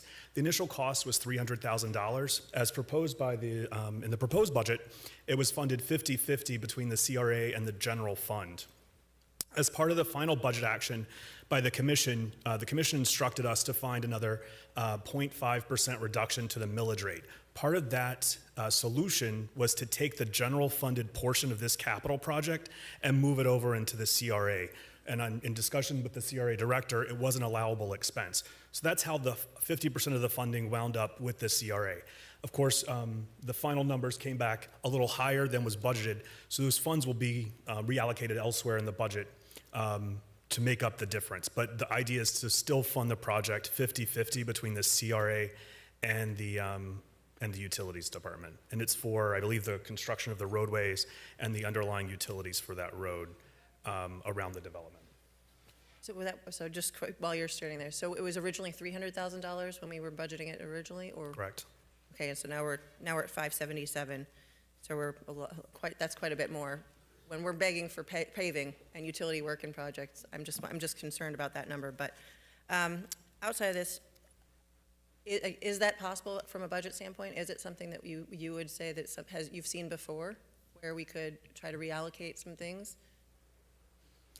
I mean, as the appropriating authority, I don't think that it's disallowed, although the budget's already been set for the project and has been allocated accordingly within the utilities department and the CRA for the year. So it's already part of the funding plan, at least the initial amount that was approved by the body, the bodies with the CRA board. Thank you. Very good. Further commission discussion. Vice Mayor? I guess I have some questions about, based on what I've heard here, also about the sales process and Habitat and the homes. Do they come with some, and you might not know the answer to this, but is there some warranty on the homes themselves? I don't know that voice. I assume that question is for someone else. Did you say warranty? Yeah, so is there, is there a 6 month, a 1 year, whatever, warranty on the homes? You said that there are issues even right after move-in, so I'm wondering if they come with some kind of guarantee for these new homeowners. Can the folks from Habitat address that? And just identify yourself first. Yes, sir. Alex Nasar, VP of Construction for Habitat for Humanity. Rick, Hi, Rick Kurtz, Development and Habitat for Humanity. To answer your question, ma'am, yes, there is a warranty. There's a standard 1-year warranty on all work done on these homes. And to answer Ms. Beverly's question, there were some problems identified, but then we did go back and fix them. We haven't finished the complete turnover of that development, and before it's complete turnover, we're going to make sure those homeowners are happy with the product they were provided. Okay, and do you ensure that these home buyers have access to their own legal representation? Or encourage them to do so? I can't really speak to that, but I am. It sounds like the contract is non-standard, and we might need to just ensure that a little more oversight and understanding in layman's terms of what they're agreeing to when they purchase one. And when do you expect to start this work? Infrastructure should start in the fall with vertical construction, like shortly after that. Yeah. Okay, thank you. Very good. Further commission discussion? Seeing none, let's Commissioner Fessick. Just one more question. In the past, have we done this before? Have we done this same deal before? A couple times? We have for the 77 homes. We also did a reimbursement agreement. Okay, thank you. Very good. Further commission discussion? Seeing none, let's go ahead and call the roll. Commissioner Fezzik? Yes. Commissioner Perkins? Yes. Commissioner Sigerson-Eaton? Yes. Commissioner Smith? Yes. Vice Mayor Fournier? Yes. Mayor Harden? Yes. Item number 4 is the first reading of an ordinance. An ordinance of the City Commission of the City of Pompano Beach, Florida, approving and authorizing the proper city officials to execute continuing contracts between the City of Pompano Beach and Design Collaborative Architects Planners, Inc., Walter Siccaria Associates, PLLC, Curry Sowards Aguila Architects, Inc., Design to Form LLC, and the Tamara Peacock Company Architects of Florida, Inc., for professional architectural services. RLI 26002, providing for severability, providing an effective date. So moved. Second. Moved and second for discussion. Mr. Seropoulos. John Seropoulos, City Engineer. Our continuing architectural contracts expired on May 3rd, 2026. This ordinance is to approve 5 new continuing contracts for architectural consulting services. RLI number 26-002 resulted in 15 proposals, and the review panel selected the highest 5 ranked firms, and the scoring matrix is included in your backup. The 5 proposed contracts are all the same with the exception of Exhibit C, which is the fee schedule, and the contracts will be effective for 5 years. I would like to now turn it over to Dr. Good, who will explain how we have previously used these CCNA contracts and also what the consequences are if we don't have them in place. Thank you. Very good. Dr. Good. Dr. Tammy Good, CIP Manager.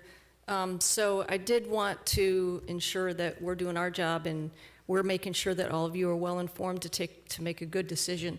So I look back at the projects that we have recently or historically secured these services, and through the CCNA contracts, and of the 15 or so projects that we had secured services through this type of contract, probably 12 of those 15 contracts came back before this commissioning body again for approval. These items and the subsequent item after this one is simply to rank the consultants to provide professional design services. It has nothing to do with the contract amount, the city manager's spending authority. I know that was mentioned in the last meeting. So I wanted to bring this new information to all of you so that you could make a well-informed decision. Understandably also, though, that we have current projects that were secured under this CCNA contract, and we now have to hire them for additional services, construction administration services. Some of those projects include the South Riverside Drive Stormwater Project, which we've opened the bids on. That'll be under construction soon.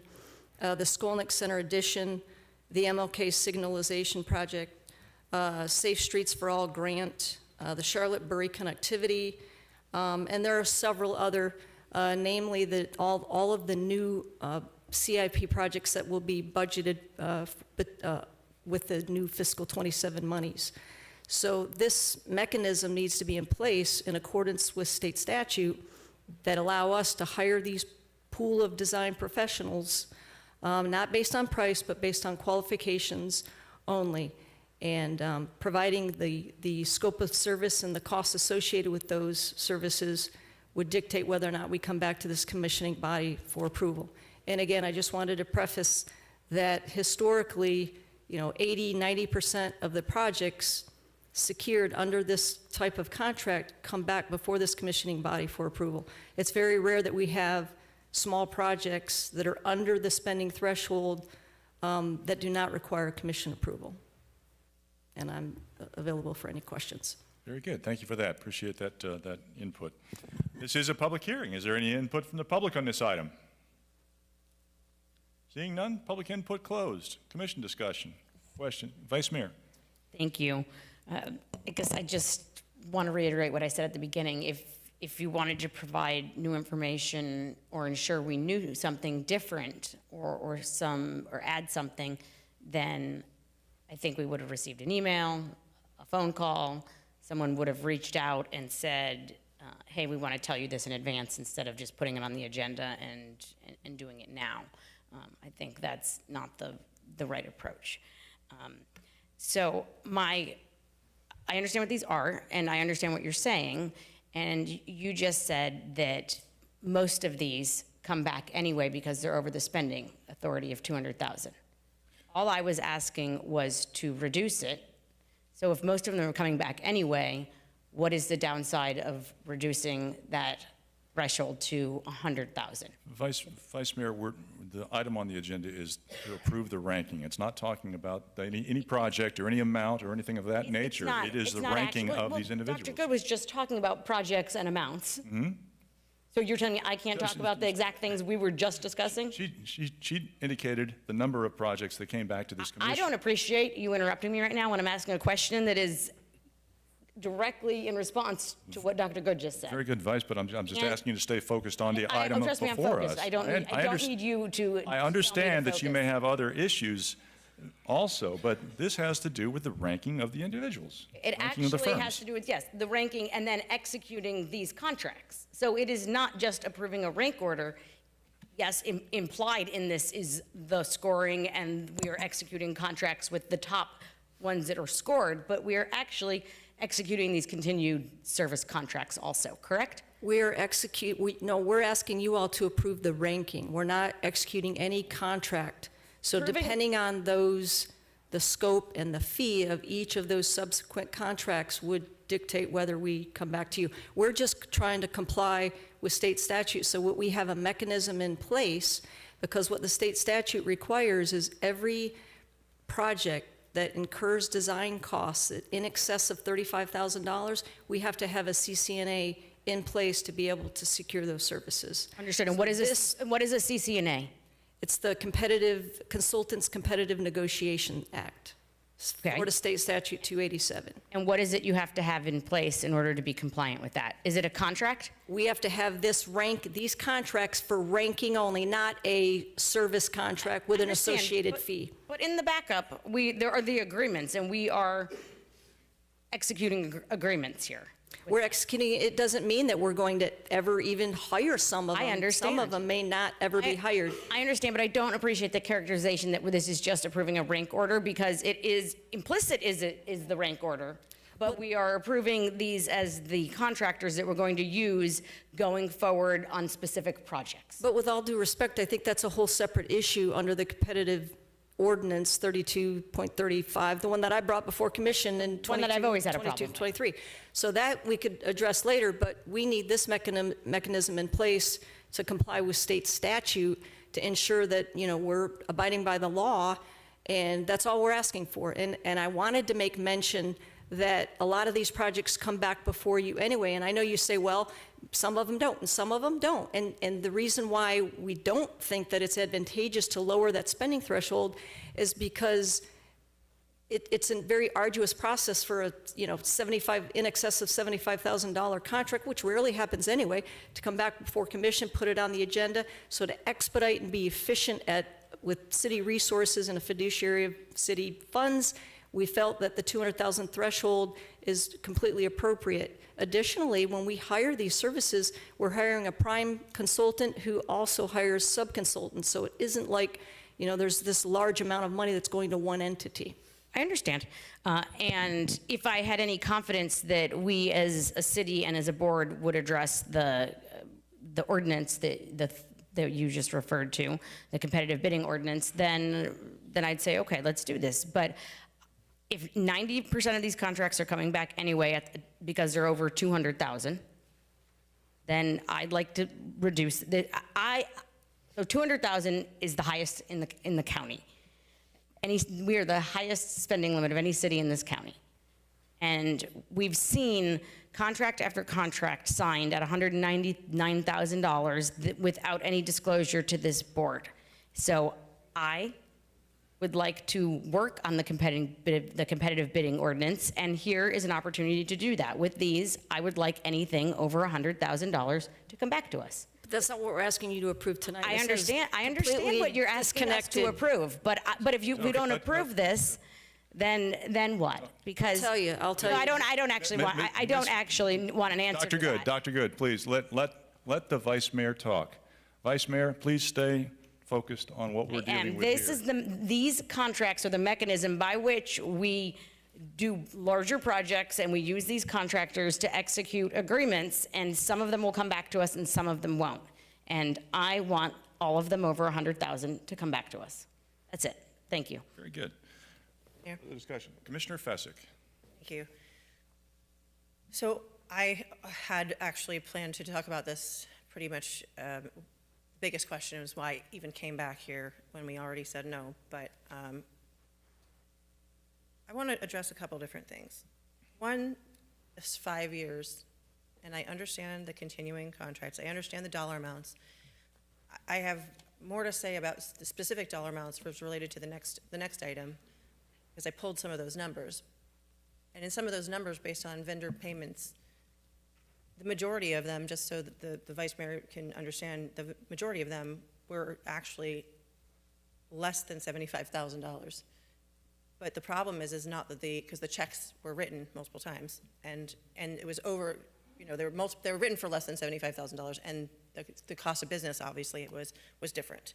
So I actually would like to know more about, I think this comes back to this for me, right? So at what point do these administrative solutions or convenience, at what point does that override commission oversight and obligation to see what we're spending our money on? Commissioner, I'm going to ask you, just like I asked the Vice Mayor, to this is actually a question. Please stay focused on what we're dealing with. We're dealing with the rank commissioner. I am focused. Please stay focused with what we're dealing with. That's the ranking order of these professional firms. And you're asking us to rank and approve contracts, so I'm asking. No, Commissioner, this has nothing to do with dollars at this point in time. This is simply ranking these companies so they are then eligible. I believe I have the floor. Under state statute. I believe I have the floor. To deal with the item as. I'm asking a question related to the item. We can do this a couple different ways. We're going to talk about it. We sure can. Great. Okay. I'm asking specifically, at what point does administrative convenience override commission oversight? There is no administrative convenience.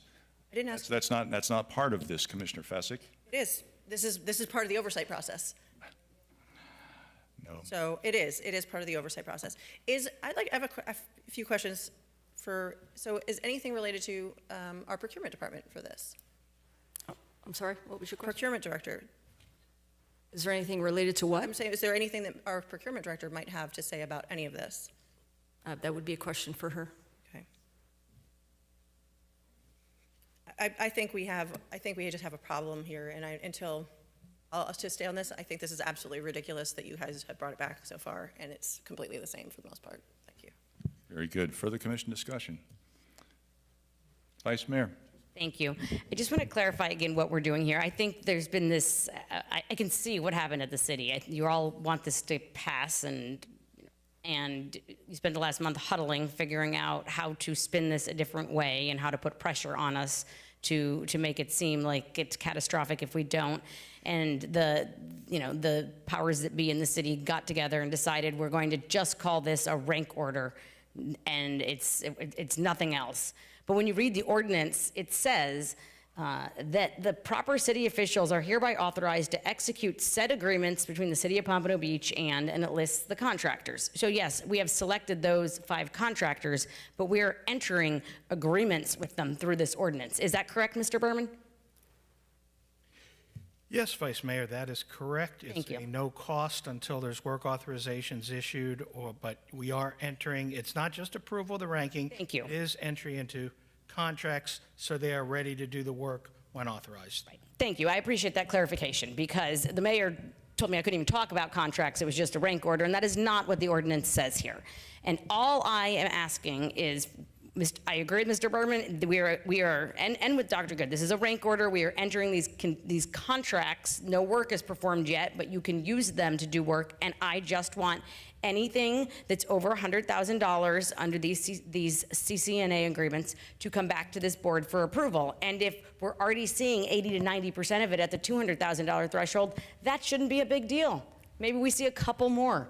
But I think it's important that we start chipping away at this massive $200,000 spending authority that I think is out of line with any other city and is not serving the residents of Pompano, given the number of contracts that are being signed at that threshold without being disclosed. So I fully support your need for this, and I would just make the modification that anything under these CCNA agreements over the next 5 years that's over $100,000 comes back to this board. And then you'll have my vote. Thank you. Mayor? Commissioner, I think Commissioner Perkins, did you? Oh, okay. Commissioner Segerson-Eaton? Thank you, Dante, thank you. My first time on this issue, so it may be that the counties, we may be the most forward-thinking city in the county with this $200,000 threshold, but I believe, if memory serves me, the state statute is, I believe, up to $500,000. I could be wrong. Does anybody remember what the state statute allows for? Okay, well, we can check on it. I remember it was quite a bit more. And I also just want to point out those are sort of 2 different items, Vice Mayor. We're sort of dealing with how we conduct business and procure a business relationship with firms, and I know you understand that, and it's with firms that are, preparing to do business for some of the projects we have in all of the different districts that our residents really have been waiting on to get done, and this does puts a big monkey wrench in the process. But I mean, there's a possibility that we can bring up the separate issue of the contract threshold at another time. I just don't see the logic in holding our CCNA contracts sort of at bay, and the progress that our city needs on the projects that are going on. I'd like to see some of the projects that I've been waiting years for completed. And this mechanism, the same with the next item, this mechanism enables the city to do it. So I do have a question for both Tammy and John. Can you give me an idea of what the process would be like if we don't have this slate of contractors that we can use if we need them? Can you give me sort of a narrative on what that would be like? So we have a couple options. We could advertise with a separate solicitation, which is what we do now for very large projects that are in excess of $7.5 million in construction costs, or the design fees over $500,000. State statute requires us to advertise with a separate solicitation. We could do that, but again, we would be bringing that item back before commission for approval of a ranking, just as we are now. It doesn't mean that we would be bringing the contract back unless it's over a certain dollar value. And for clarification, when I said 90% of the projects are under 200, that was above 75, under 200. So a lot of those projects are under 100. I know you, Vice Mayor, you said you'd like the spending threshold to be minimally 100,000. But a lot of these projects were already under 100, so you would not have, those would not have come back before commission either. Okay, so you then would, on each separate project, you would do exactly the same thing that you have done here and go through a ranking process. And Which takes about 4 to 6 months. It's a very lengthy process, just as, you know, we're at the 7-month mark with these contracts. okay, so you'd have to put, I'd call it a request for proposals or qualifications, letters of interest, whatever. So this whole process for has to be repeated every time for every project is basically what you're saying. And we are basically ending up in the same place we are right now. Correct. With approving ranking firms. Now, talk to me a little bit about the firms, the different, and they all have different sort of scopes. Yep, so the committee members were selected based on the user that would have the need for these services. So for the civil, that's the next agenda item, we selected an individual from the utilities department. For architectural, we selected individuals from the engineering department as well as an individual from CRA, because those would be the entities using these services. We then advertised for construction. The committee ranked the firms. The firms were, so I was on one of the panels, and they're, you know, we try to pick firms that have varying levels of expertise, size of firms, and again, per state statute, we can only rank them in accordance with their qualifications, not based on price whatsoever. And so that's how we come to the ranking that's before you today for approval. Alrighty. One additional thing. I'd be happy, I will make the motion after we get through this item. I'll make the motion that we put on the agenda further discussion on the policy of the spending threshold of the city manager. I'd be happy if you want to have that discussion. I'd be happy to put that. I'd happily make that motion so we can look at that if that is part of the problem. Let's deal with this. Okay. That's it? Can I just answer Commissioner Eaton's question about the state statute? No, thank you. I got Commissioner Fessick. Thank you. So quick question. So outside of the annual budget and the CIP adoption, is there any other public notice mechanism aside from, you know, for the smaller dollar amounts on a project by project basis, the public can actually see?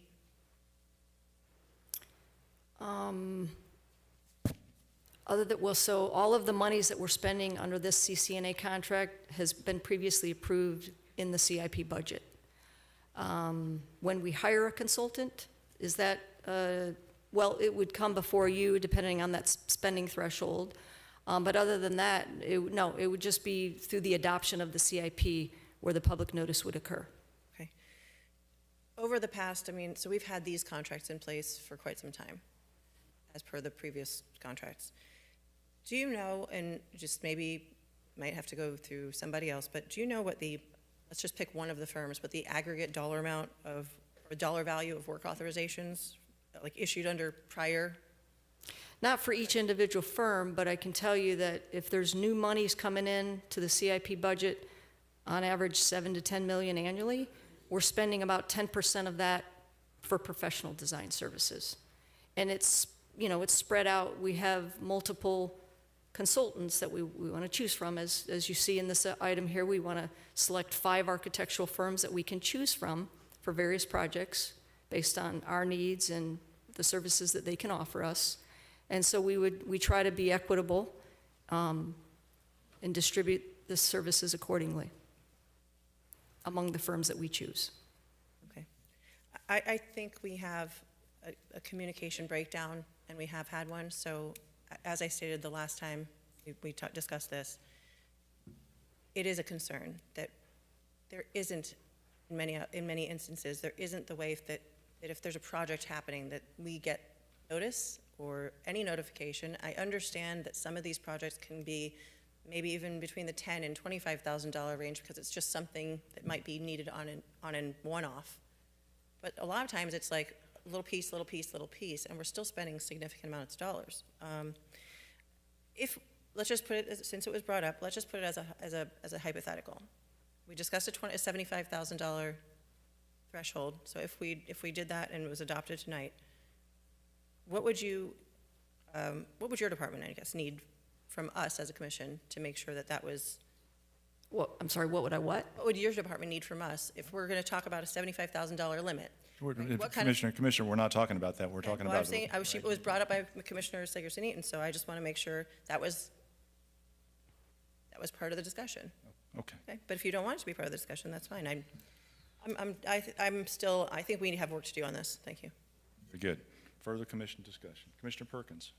Thank you, Mayor. We're going around and around with this as we have been in the past. The reason that we have one-on-ones, I guess, is for staff to explain to us exactly what will be printed on the agenda, which did not happen in this case. And I've said several times sitting here that there's an awful lack, there's a lack of communication with city staff and some of the people, a select few that sit on this dais. This issue could have been easily resolved if the city manager would have called or communicated to say, I'm putting this on the agenda, we've made some adjustments, and I'd like to get your opinion before we place it on the agenda. This happens all the time. It's been happening ever since I've been up on this dais because there are a lot of things that are placed on this agenda. Regarding my district, I know nothing about it until it's there. I don't know how many times I can say that when it comes to our city manager and staff, there's a lack of communication with certain commissioners. And this is not, it's going to continue as long as you keep doing it the way you're doing it. And I think people will agree and understand better when you communicate with them. Sometimes we might not agree, but we can understand it enough to just go along with it. But we're here because of lack of communication with the city manager. And he hasn't said very much since he's been sitting down there. Do you have anything to say, Mr. City Manager? Do you have anything to say? Thank you. I'm done, Mayor. Very good. Further commission discussion. Commissioner Smith. Since I've been on the commission, it's come up multiple times about the threshold. I would like to have it as an agenda item, totally separate from being connected to anything else. I would love to discuss that. I would love to talk about other cities and where we came to be at this point and where we shall go. But I feel so strongly that it needs to be its own agenda item and not attached to a motion, to another ruling that we're doing. And I would support also putting it on an agenda and having that discussion. And I've even had, I think Ann Bosworth mentioned that Commissioner Moss didn't support it, which was my predecessor. I would like to find out why. I would like to have that conversation with residents, with the previous commissioner, and let's talk about it, but let's make it an agenda item, not something that we're just deciding on the fly at the dais. So I would like to see us in compliance with this Florida statute of ranking so that we can go ahead and do business of the city, and let's not connect it to something else, but let's have that conversation, but let's have that conversation in an agenda item that is respectful of our time and of the discussion and research to get to that point. Thank you, Mayor. Very good. Further Commissioner Sigerson-Eaton. Thank you, Mayor. I just wanted to add that according to the Florida statutes, for CCNA contractors, ranked firms, however you want to term it, the project limit is $7.5 million, and the engineering and architectural contract maximum is $500,000. So again, I wanted to just say, whenever a project comes before us, we will go through the ranking process. No matter what it is. If we need an engineer, it could be Chen Moore, it could be Keith, whomever. It's a small pool of expert firms, and we will be going through this process for every single project. We will be doing the ranking on every single project instead of ranking them as a whole and using them as needed as we go forward doing the Bury Center connectivity, the completion of the Skolnick Center addition, the drainage on Riverside. You know, we're going to be doing the same thing, and it just slows everything down if we don't approve these ranked firms, all highly respected and established firms. So, thank you, Mayor. That's all I have. Very good. Further commission discussion. Commissioner Fasick for questions only. Great. So, Mr. Sarafos, you said that the state statute thresholds are the reason why the city can't just select a pick firm and sign a contract. We have to, that is the statute that we're working with, right?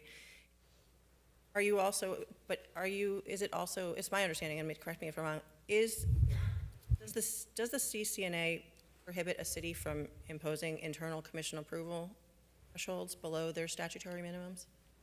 No. Thank you. You mentioned, so I want to switch gears for a second to how the vendors are selected.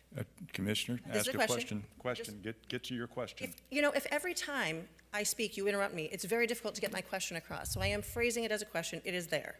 Please do not interrupt me again. Commissioner, I'm just going to. With 5 firms in the pool, how is work allocated round robin? By project type, by lowest fee proposal, per task order, or city manager discretion? I want to know how that's decided. We have our discretion to use whichever one we want. We don't necessarily go, we try and share with all the consultants, but that's really at our discretion. Thank you. And the last question I have is, given the extensive consultant involvement across city and CRA operations, what mechanisms are currently in place to ensure that consultants are not shaping policy direction or project implementation beyond formally authorized scope? Can you please repeat that question? So, sure. What mechanisms are currently in place to ensure consultants are not shaping policy direction or project implementation beyond formally authorized scope? Well, I mean, they don't shape it. We shape it through our CIP, through our master plans and so forth. We direct them. Right. But you're also selecting at your own discretion? Correct. Okay, thank you. That's all. Very good. Further commission discussion. Mr. Harrison, just out of curiosity, are any contracts or things of that nature ever done without disclosure? No. Okay, because I thought someone mentioned that things were done without disclosure.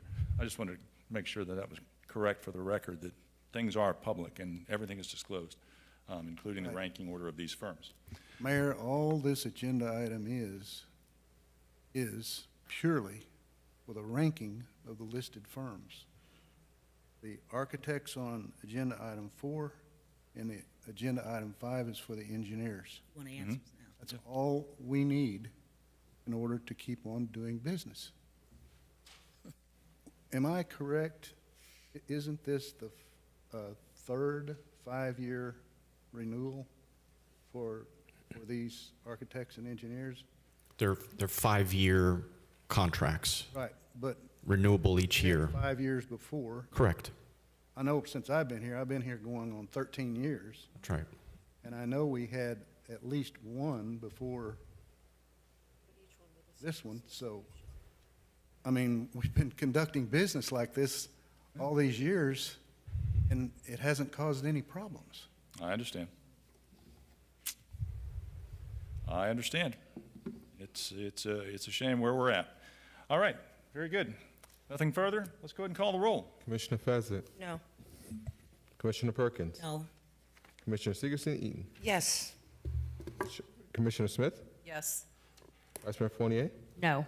Mayor Harden. Yes. Item 5 is a first reading of an ordinance. An ordinance of the City Commission of the City of Pompano Beach, Florida, approving and authorizing the proper city officials to execute continuing contracts between the City of Pompano Beach and Kimley Horton and Associates, Inc., Baxter and Woodman, Inc., Keith and Associates, Inc., Thompson and Associates, Inc., Civil Engineering, Chen Moore and Associates, Inc., Munson Design and Consulting, Inc., McKim and Creed, Inc., and Arcadis U.S., Inc., for professional civil engineering services, RLI 26-003, providing for severability, providing an effective date. So moved.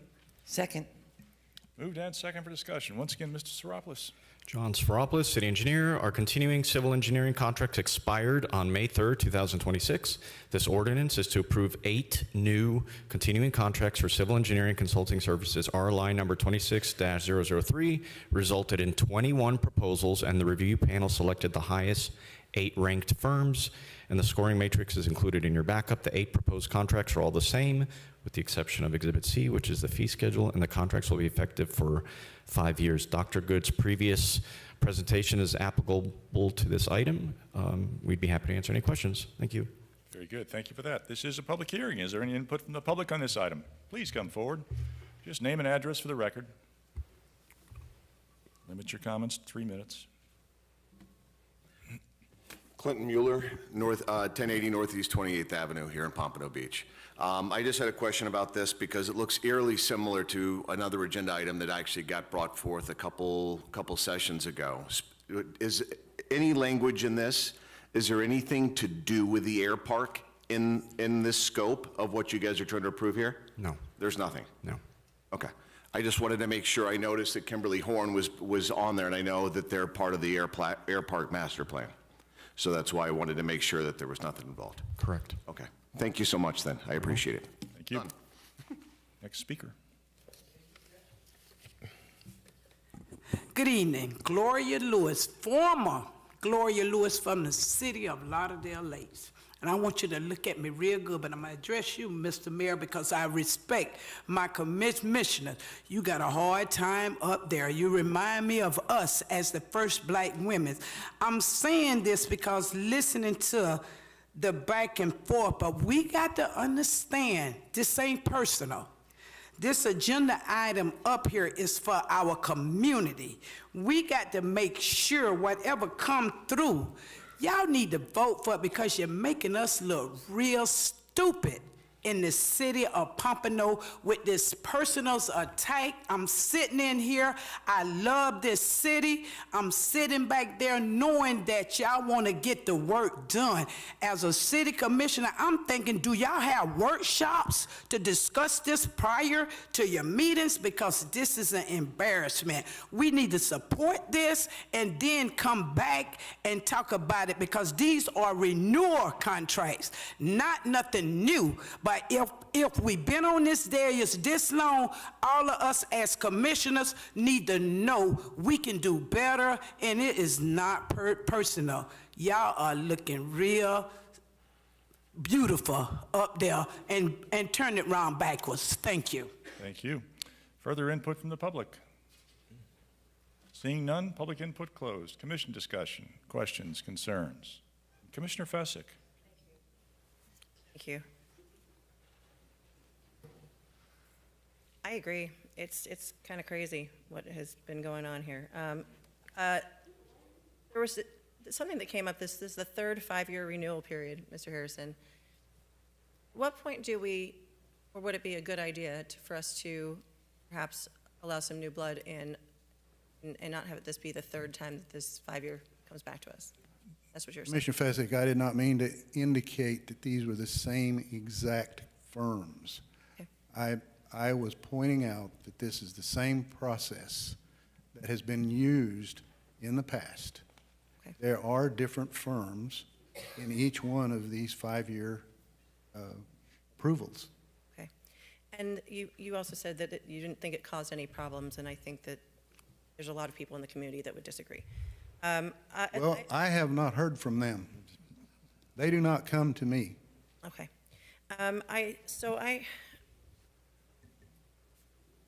Also as in response to the audience member who asked if we had workshops, I just would like to make sure that it's put on record that many, many, many, many times we have asked for workshops to happen so that we can discuss this well in advance of these meetings. And many, many, many times it has been voted down 3-3. So when we ask for transparency and we're asking for the numbers so that we can understand this and we can give the public the opportunity to weigh in what they think, since we're working together as a community, that opportunity has not been provided to us. I can go through all this, but the one thing I wanted to make sure, specifically related to some of these same companies that we're working with over and over again in a lot of different ways, is that when I pulled the numbers just on these checks and the number of checks that were written, again, I just want to say there was 525 checks, and this is from old data, not new data, but over a 3-year period. And I want to make sure I pull it up. 525 checks, $4.5 million, and 99.6% of those checks were under $75,000. So the only two that crossed the $200,000, $75,000 to $200,000 work order ceiling was there were 2 of them. So 523 were under $75,000 and 2 were between $75,000 and $200,000. So look, I think we're just back to this. I'm not going to beat a dead horse at this point, but standard practice is not the same thing as proper oversight, and that is what we need to work on.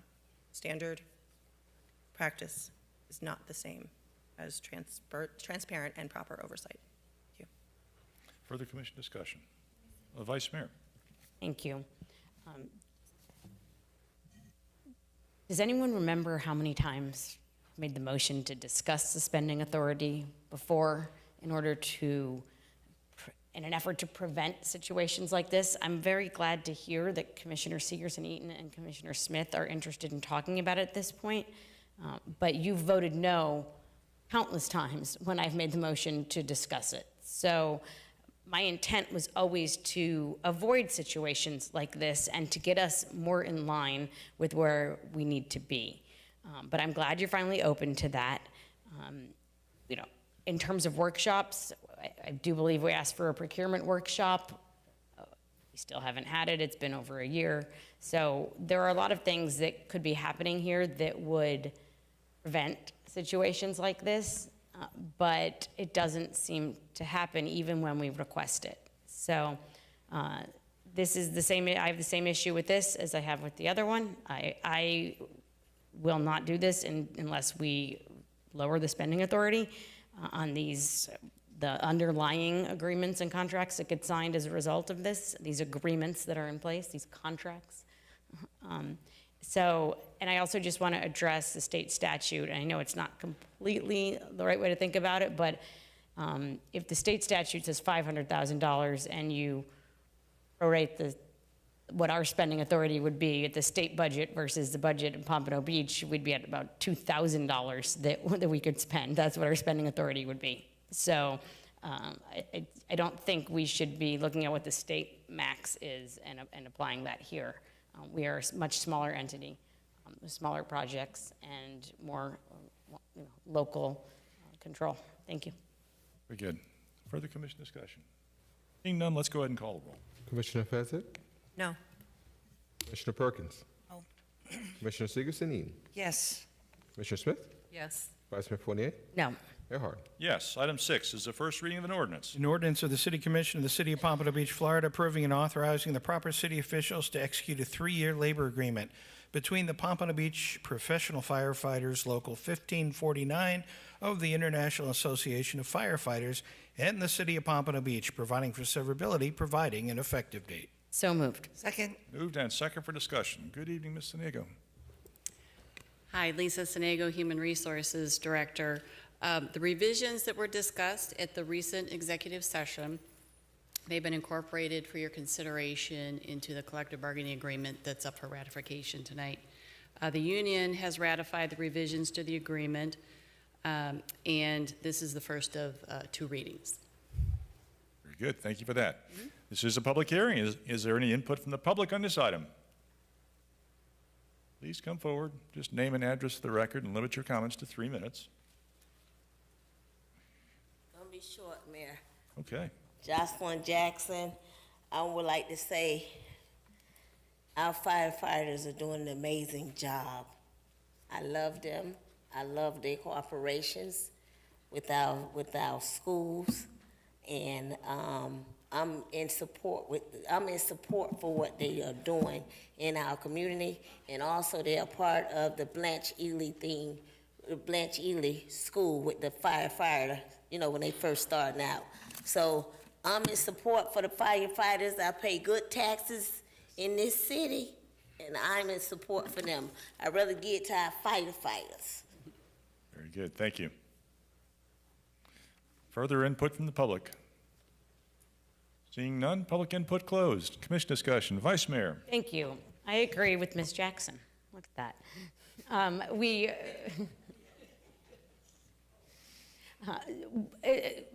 And this board has been through shade meetings and a long process here to get to this point. So there were a lot of opportunities to ask questions, to understand different options and trade-offs, and I appreciate the team that worked with us and with the union representatives to get us to this place that it was, like I said, not straightforward and a long process. So thank you to everyone who was involved. Do we know what the vote was? I went back and watched the last meeting when we approved the contract in 2022, and they talked about what the vote was. Do you have any idea where we got to? The commission vote? No, the union vote was mentioned. Union in the last, vote? and this just, the letter here just said the majority, so I was curious if you knew that. If you don't, it's fine, but it wasn't. I don't. I'm looking at the letter Me that too. they give to the union, and Pete, do you have that? 165 to 33 in Okay. favor of, yes. Okay. Thank you for that. Yeah, I mean, it's hard to thread the needle and get to a place where everyone is satisfied. And obviously, we had challenges that we've been facing with the pension costs and other things. So, but we definitely, like Ms. Jackson said, have to take care of our firefighters and our fire department, because we do, I think, have the best one around. So thank you. Very good. Further commission discussion. I've got Commissioner Fessick, then Commissioner Segerson-Eden. Just wanted to say thank you for all your hard work. I know that it took a lot to go through the details, and I want to commend you. A lot of times that we say we're always asking for transparency, and I want to make sure that credit is due, when credit is due somewhere, that we make sure we apply that. And so I want to say thank you for being very thorough with your communications with us in all of the discussions, and all of the hard work it took to get this done. Thank you. Commissioner Segerson-Eden. Thank you, Mayor. I also want to give a big shout out to the negotiation team and to the fire department and their team. We came to a good agreement. And obviously, we want the fire department around. So I just want to say I appreciate it. Thank you. Very good. Further commission discussion. Seeing none, let's go ahead and call the roll. Commissioner Fezzik. Yes. Commissioner Perkins. Yes. Commissioner Segerson-Eden. Yes. Commissioner Smith. Yes. Vice Mayor Fournier. Yes. Mayor Harden. Yes. Item 7 is a first reading of an ordinance. An ordinance of the City Commission of the City of Pompano Beach, Florida, approving and authorizing the proper city officials to execute service contracts for well rehabilitation and maintenance between the City of Pompano Beach and Florida Design Drilling Corp., A.C. Schultz of Florida, Inc., and All Webs Enterprises, Inc., to provide potable water production and related services, RLI 25-056, providing for severability, providing an effective date. So moved. Second. Moved and second for discussion. Ms. Mohammed. Good afternoon. Renuka Mohammed, the Utilities Director.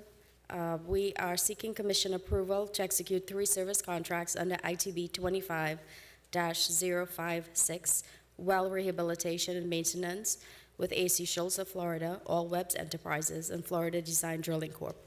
to provide ongoing well rehabilitation and maintenance services on an as-needed basis in support of the potable water production operation.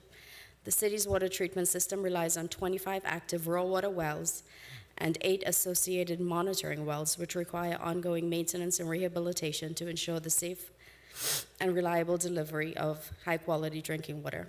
The solicitation was advertised on November 9th, 2025, and closed on December 3rd, 2025. In accordance with Section 1.1 of the solicitation, the city intends to award contracts up to 3 qualified firms based on responsiveness, responsibility, competitive, and compliance with the solicitation requirements. The agreements will provide operational flexibility, improve response times, and ensure continuity of services for both scheduled and emergency well maintenance activities. Each agreement will have an initial term of 3 years with 2 one-year renewal options. There is no immediate fiscal impact as work will be authorized on an as-needed, task-by-task basis through an approved operating and capital improvement budgets. Thank you. Very good. Thank you for that. This is a public hearing. Is there any input from the public on this item? Seeing none, public input, yep, please come forward. Just name and address for the record, and please limit your comments to 3 minutes.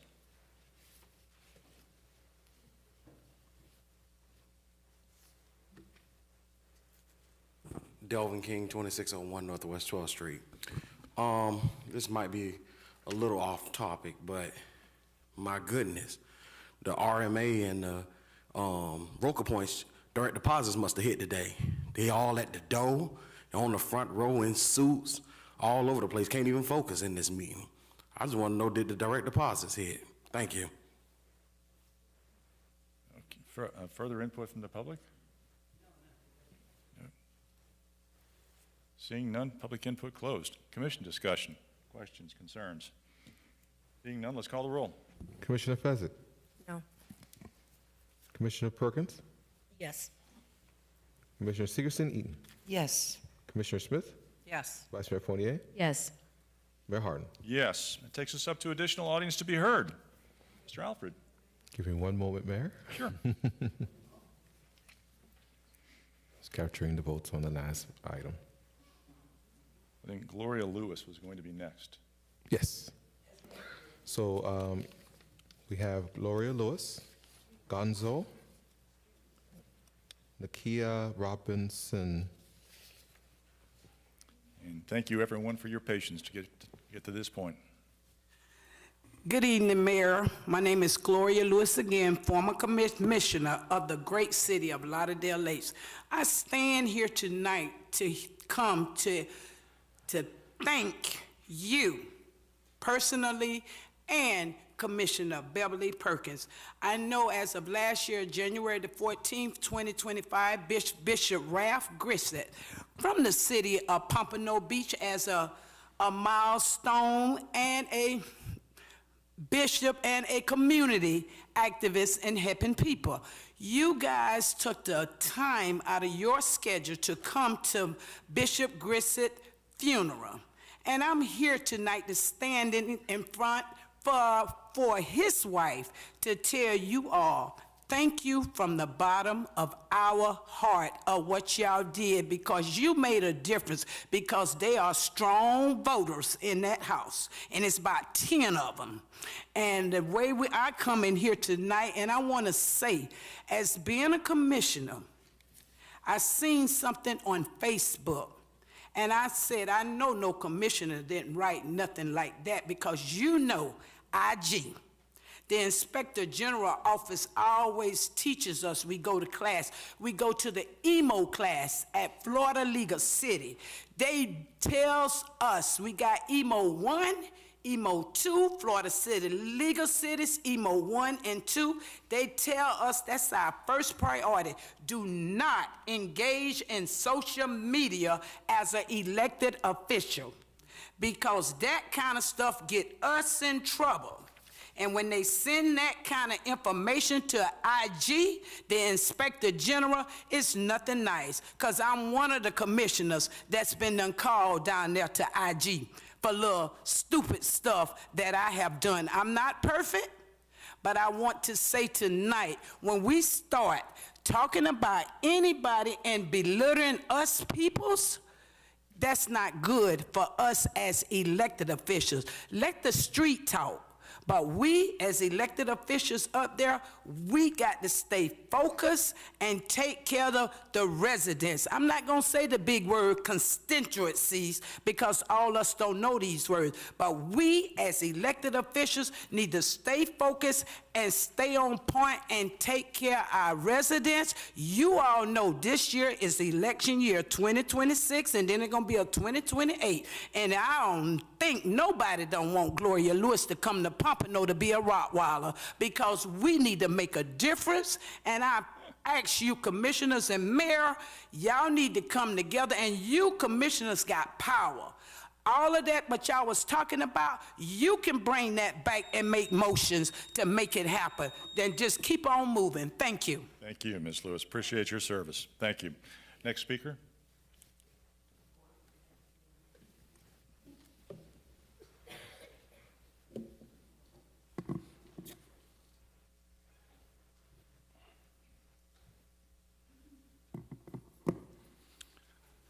Good evening, everyone. My name is Gonzalez Joseph, and I stand before everybody here as a product of the Haitian community, imported. Nonetheless, I'm part of the community. I stand as a testament and sacrifices that I made in service to this country. And I will never fail to remind you guys up there on that panel, especially you, Commissioner Fezzik, especially... I'm addressing the board, and she's part of the board. All you guys are part of the board, but I'm especially saying her, and I will get to my point. In the military culture, there is a saying, all gave some, and some gave all. Ever since every service member writes a blank check to the American people and the United States government, payable up to and including our very lives. My service, my sacrifices, and my giving sum should not go unnoticed. Although I dream of one day returning home to my beloved island of Haiti, I cannot do so in good conscience without giving some work back to this community. Speaking of community, I would like to sincerely thank the city of Pompano Beach, the mayor, and the body of commissioners for the proclamation recognizing Haitian Heritage Month. However, I can't help but wonder if it's $1 short and a day late, because Haitian Month is actually the whole month of May. This proclamation should have been made in April. I can't help but wonder if this proclamation was not made because of the political season that's coming up. Furthermore, the people that came up here to receive the proclamation only represented a small part of the Haitian community. Those who were up here were friends of Commissioner Perkins, not the entire Haitian community. If anybody is qualified to represent the Haitian community, who has reflect the Haitian community, giving while facing struggles, it's it's Kodak Black. And Kodak Black qualifies to be up here. While we're giving our community this proclamation for recognizing the work that we have done and our contributions to the world, at the same time, we have 3 commissioners on that panel that's tearing down our son for receiving a key to the city.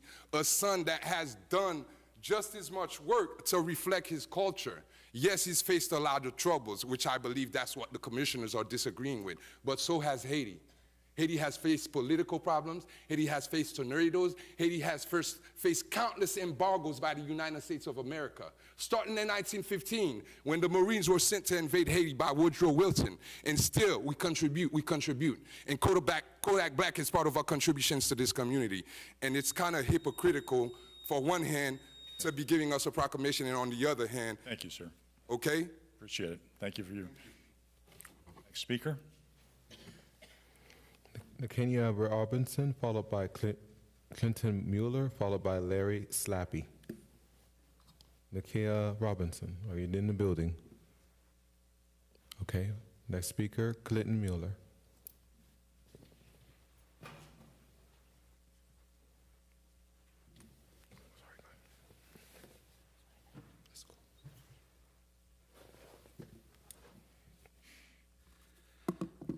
Clinton Mueller, 1080 Northeast 28th Avenue, Pompano Beach. I sent all of you on May the 20th an email about the situation with the airport as related to the tower and the location of the tower. And you'll notice in this speech, by the way, that there's no reference at all, not one reference at all, to noise, because this isn't about noise for the umpteenth time, and I hope someone up here finally hears it. This is critically about safety. Safety, safety, safety. That being said, are you able to get the presentation up or no? Mr. Mueller, Mayor, earlier in conversations with Mr. Mueller, he did provide a presentation. I didn't really get a chance to fully review. If you would grant me the privilege to go on over to the panel there, the computer there, just do a quick assessment of it, and then we can present, if you're okay with that. Okay. We'll just take, I guess, just 2 minutes. He's only got 3. We'll give you extra time. Yeah, I was just say either that, or if you guys have any discomfort with doing it that way, I can go through it. I sent it to all of you. All of you have the presentation, but obviously the visual will kind of help as well. Okay.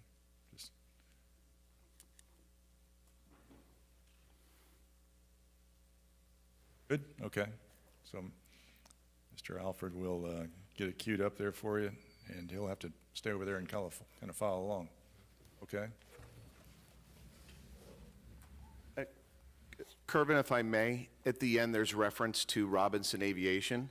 I'd like to try to make sure that that just stays for the commission and the mayor to basically review and take a look at the commentary that's there, other than basically come out and bring that forth publicly. So that being said, so FAA Order 6840 is a mandate. It states that visibility from the tower must be an unobstructed view of all controlled movement areas. The visibility must allow unobstructed view of all movement areas. The word is must. And where they're moving the tower to right now does not do that. They're moving it right next to the existing tower and moving it up 50 feet. Now, if you go, perfect, thank you, Kervin. So if you take a look at that photo there, that's the layout, obviously, of the Pompano Beach Air Park. You see runway 624, 1533, and runway 1028. For people here who don't know, 1028 runs east-west.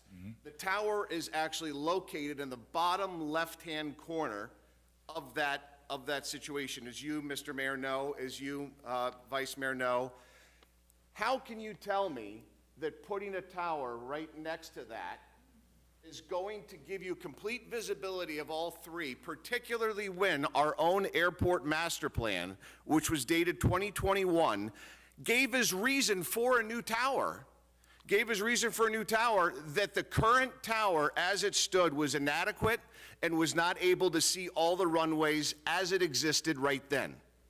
Couple that with the actual airport meeting in 2024 where a member of the tower came and said the reason why runway 1028 was prioritized over the other 3 runways was because it was the only one that they could actually see without using binoculars. The only one they could see consistently without using binoculars. That is not a safety issue, that is a convenience issue at the expense of safety. Now, if you go through this, as well, you'll see obviously by putting it right next to that, there is a geometric limitation where it exists right now, and putting it right next to it and making it 50 feet higher up does not resolve that. In fact, we also have people in the tower who don't have, what I will say, better than average or at least adequate vision without needing glasses like you and I do. So that just further reiterates that how are you going to move something up 50 feet and then be able to drive that through? I'm asking you guys, there's 3-3 every single darn time that comes out of here. This is common sense. This is safety. This is something where if you move the tower to the center of the airport, it covers all 3 runways adequately, correctly, and ensures that whoever's in that tower right now, with all the students that are coming in and out of there, is able to make safety decisions on the fly with nothing compromised. Thank you. Very good. Thank you, sir. Appreciate it. Thank you, Kervin. We appreciate your IT tech over there. Kervin, thank you. You're welcome. Now we need you back over there.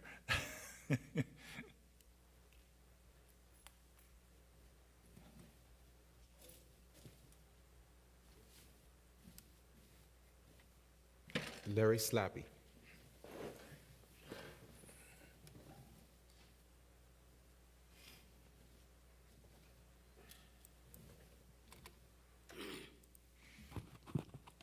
Hello, this is Larry Slappy.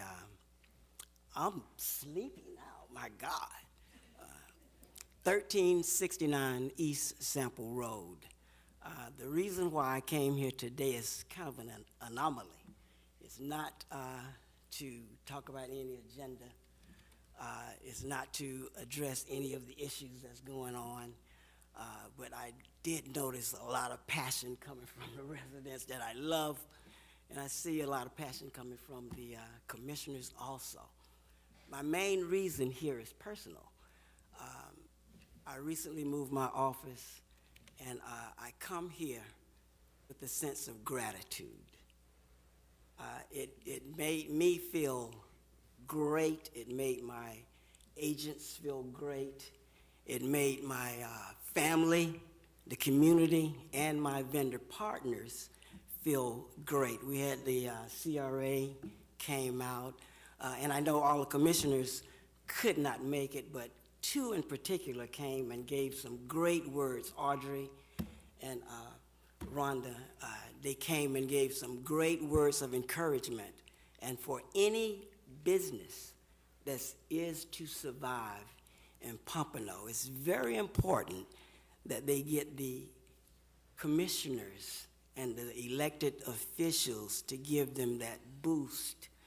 And I came with a great sense of gratitude because you gave us that sense of boost. And all of my agents, they was telling me how pleased they was. And all of my vendor partners was pleased that we had the support of the city that we chose to put our new business back. Well, not a new business, I just relocated. Thank you very much. Thank you, sir. Appreciate it. Next speaker. That concludes audience to be heard, Mayor. Okay. Once again, thank you to all the audience to be heard, members who had to wait till the end. Appreciate your patience there. All right, next scheduled meetings, we have June 9th, 2026 at 1 p.m., a regular city commission meeting, followed by June 23rd, 2026 at 5 p.m., a budget workshop, followed by June 23rd, 2026 at 6 p.m., a regular city commission meeting. Takes us up to reports. Mr. Harrison. Yes, sir. Have a few items here. So for the second consecutive year, we're proud and honored to have earned the Gold Level Bell Seal Award for Workplace Mental Health from Mental Health America, the nation's leading nonprofit dedicated to advancing mental health and well-being. Fewer than a quarter of employers across both public and private sectors meet the rigorous standards for the gold level of recognition, which evaluates workplace culture, benefits, compliance, and overall wellness. So Lisa and HR department, good job. Congratulations. You have Great job. Yes. You have something you want to show? Yes. Mental health is important. It certainly is. Yes, so just a real quick, so we received the certificate for the second year, and we are really happy to receive this. It is a group effort. To that point, BHAP, our Behavioral Health Assistance Program, is the cornerstone of our whole mental health program here at the city. And it's built on a simple principle that when we care for our people, they are better able to care for our community. And the program provides comprehensive support focused on mental health, resilience, and overall well-being through confidential resources, professional services, and trained peer support. And our peer support is made up of employees in various departments around the city.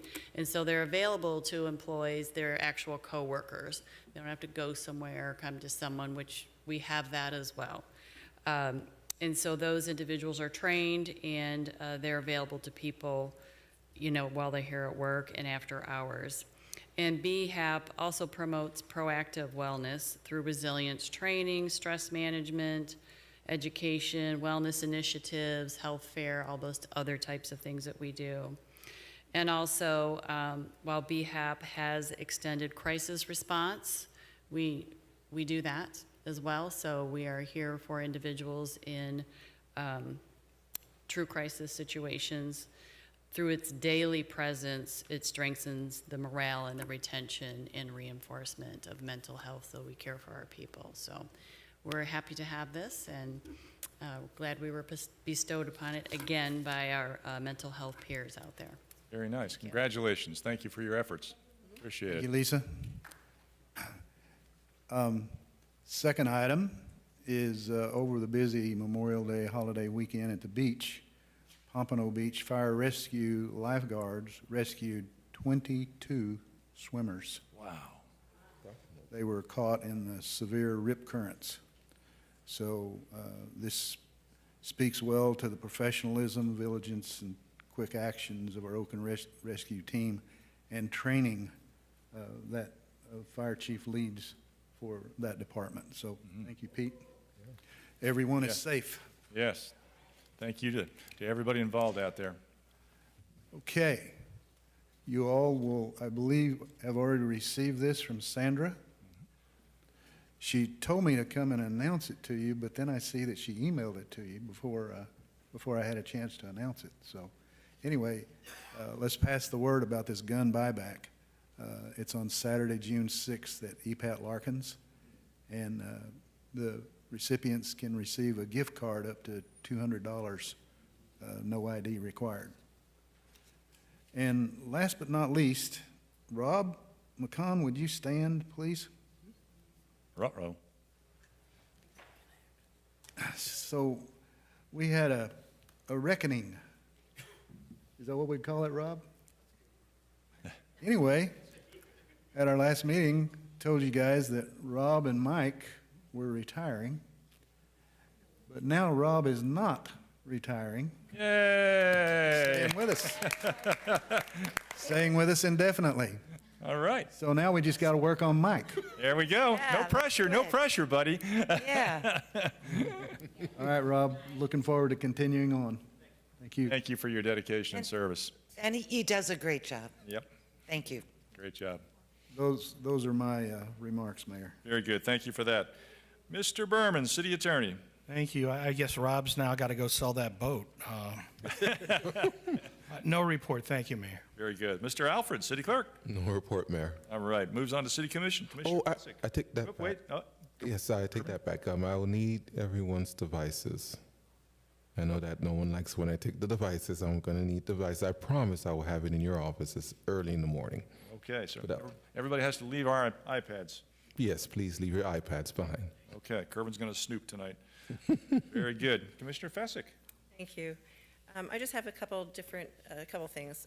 Mr. Harrison, do we have an update for that mobility mat for the beach area? I think last I heard, it may or may not have been ordered, and I just wanted to make sure that that was. No, I know it was ordered, but I don't know, have we received it yet? Scott, Rob? So, simple phone call.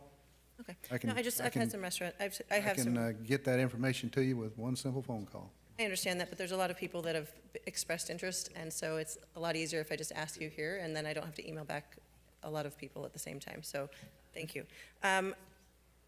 For the McNabb Road project, would just like to say, I know that it's very difficult, and I want to thank everybody who has been very supportive to the businesses that are there, and just in general to everybody who's working on this project, because let's just remember, construction is always a bear. Right? So it doesn't matter what you're doing, it's always an inconvenience, but it's for the end result, which will end up being something that we all need and want, to have the sidewalks and the roads finished, and then for as many times as we say paving here and ask for paving projects, this is a paving project. It comes with some headaches. One thing that has been asked, and so I would just want to make sure that I put it on the record, is maybe if we could have just a little bit more back and forth with the city. I know that they've done a little bit of a great job lately. I want to just make sure, again, where credit is due, I'm going to point that out, that I saw that there were McNabb Road updates posted on the city's Instagram and Facebook page. So I want to say thank you for that. And I'd like to see that continue if we can, even if it's just more frequent updating of that page specifically, so that we can make sure that residents kind of know what's coming.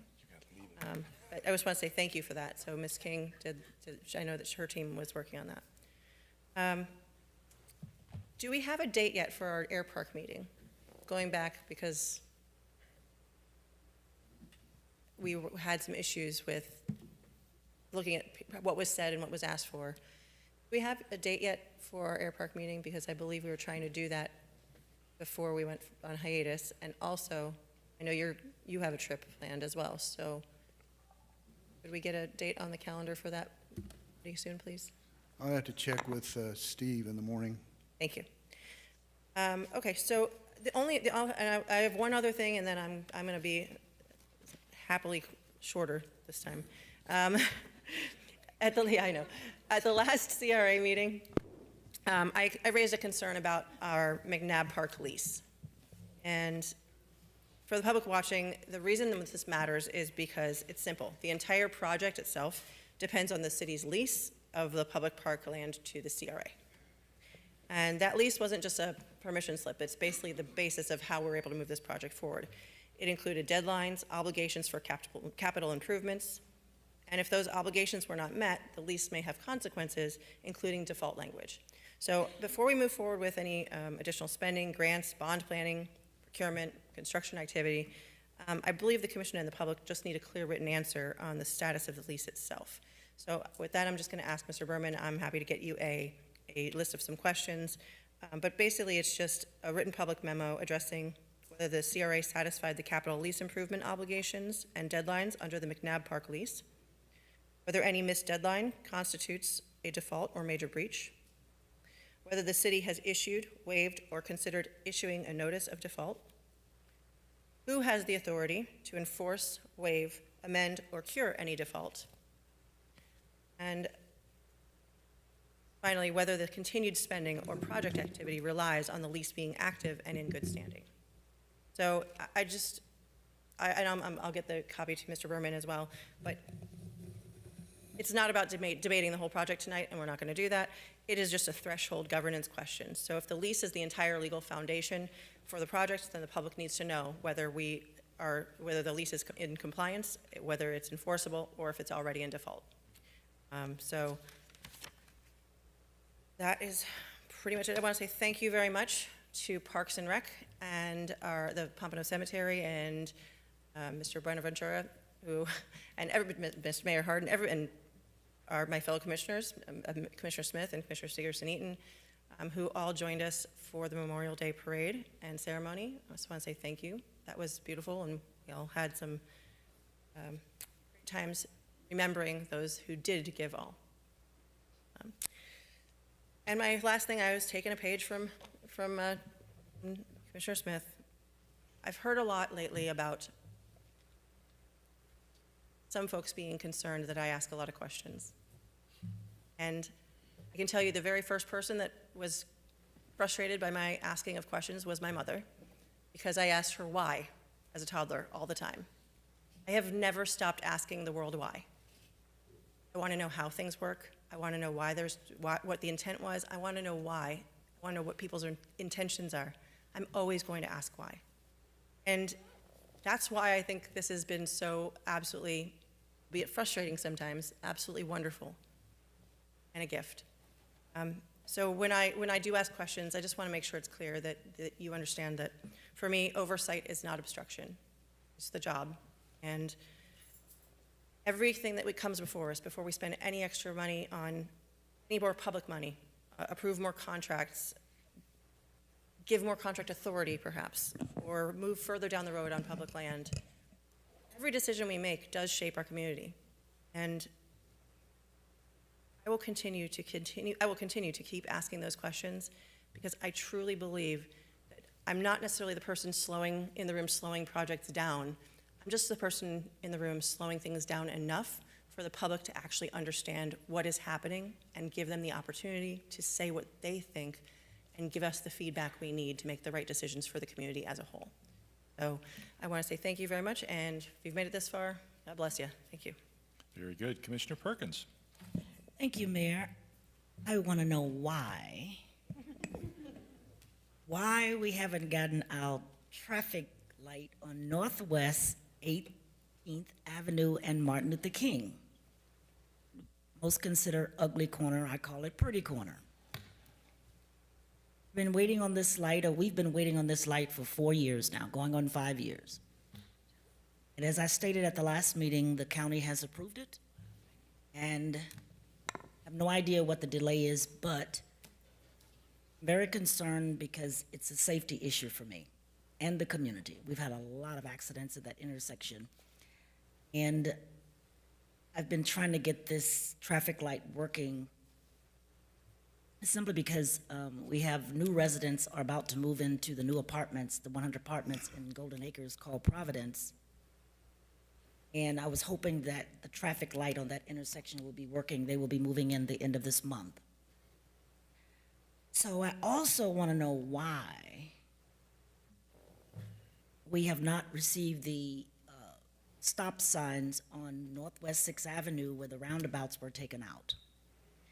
That is a safety issue because we have the little raise in the road, but when people are traveling north and south on 6th Avenue, Northwest 6th Avenue, they're not quite sure when they get to 6th Street whether they should stop.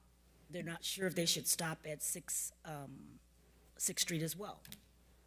So there is some hesitancy. You go, I go, there's no stop sign on one way, but there is another way. It's a safety issue. And it's very important that we put those two the traffic light and those stop signs in place. I mentioned them at the last meeting. Last but not least, Commissioner, I think I have you by a few years. I was out of town the weekend and we celebrated Miss May-Jo Fulton's 109th birthday. So she was 109. I set it up, made sure the mayor was there, fire department was there, police was there. This is the first one I've ever missed because we do a drive-by for her every year. And just want to say happy birthday and be looking forward to celebrating 110 next year. Yeah. As you all remember, she was at the last year she was at the commissioner meeting for 108. Mm-hmm. So hopefully we can do something big and grand for 110. Thank you, that's all that I have. Very nice. Commissioner Perkins, I know the situation on your Northwest 18th MLK traffic light. Okay. So that is a project that we are working with FDOT on. We're working with FDOT on a $400,000 grant in connection with the project. Okay. And we're at a point where we have to do some engineering work on our end for FDOT. And those companies that we voted 3-3 tonight are part of that group.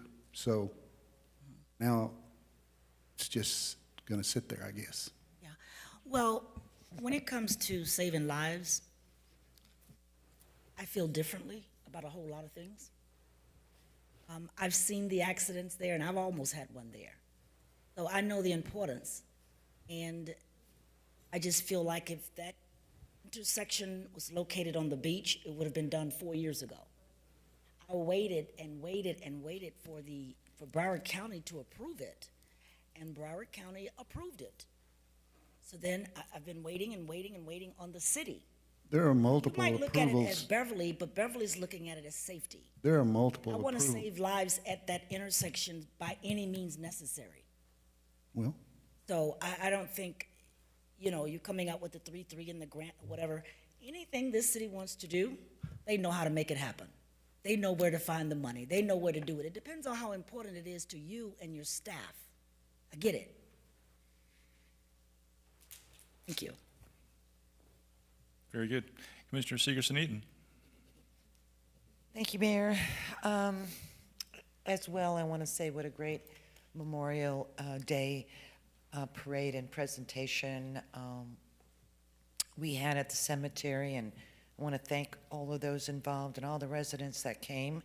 And also just want to reiterate that all of those that were involved with the firefighters, the unions, and staff that made that happen. So I want to say that. But also, on a sort of a larger note, it seems there may be interest in revisiting the Oceanside parking garage. And Mr. Harrison I'd like to make a motion to put it on an agenda. Is there a possibility that we can get it on an agenda? You don't need a motion. Just tell me to do it. I would like to see the parking garage We come always back need motions. to the commission for discussion or perhaps a vote, as presented by city staff, to bring it back and see if we can't move that forward, as we know we're going to be facing parking shortages because of the construction on the W Hotel. Could we get that on the agenda, sir? Yes, in July. July? Okay, I think that'd be great. Thank you. So I don't need a motion. If I Okay, did it, great, I thank would. you. I'll be looking forward to it. Thank you. Too many people were talking once. Go ahead, Commissioner Segerson. Yeah, that concludes my report. Thank you. Okay, very good. Did I hear a point of order somebody said? I didn't think you could have, just a question, then I guess more for the city attorney. Doesn't somebody who's on the opposing side have to bring an item back, or are we just going to try to do it all?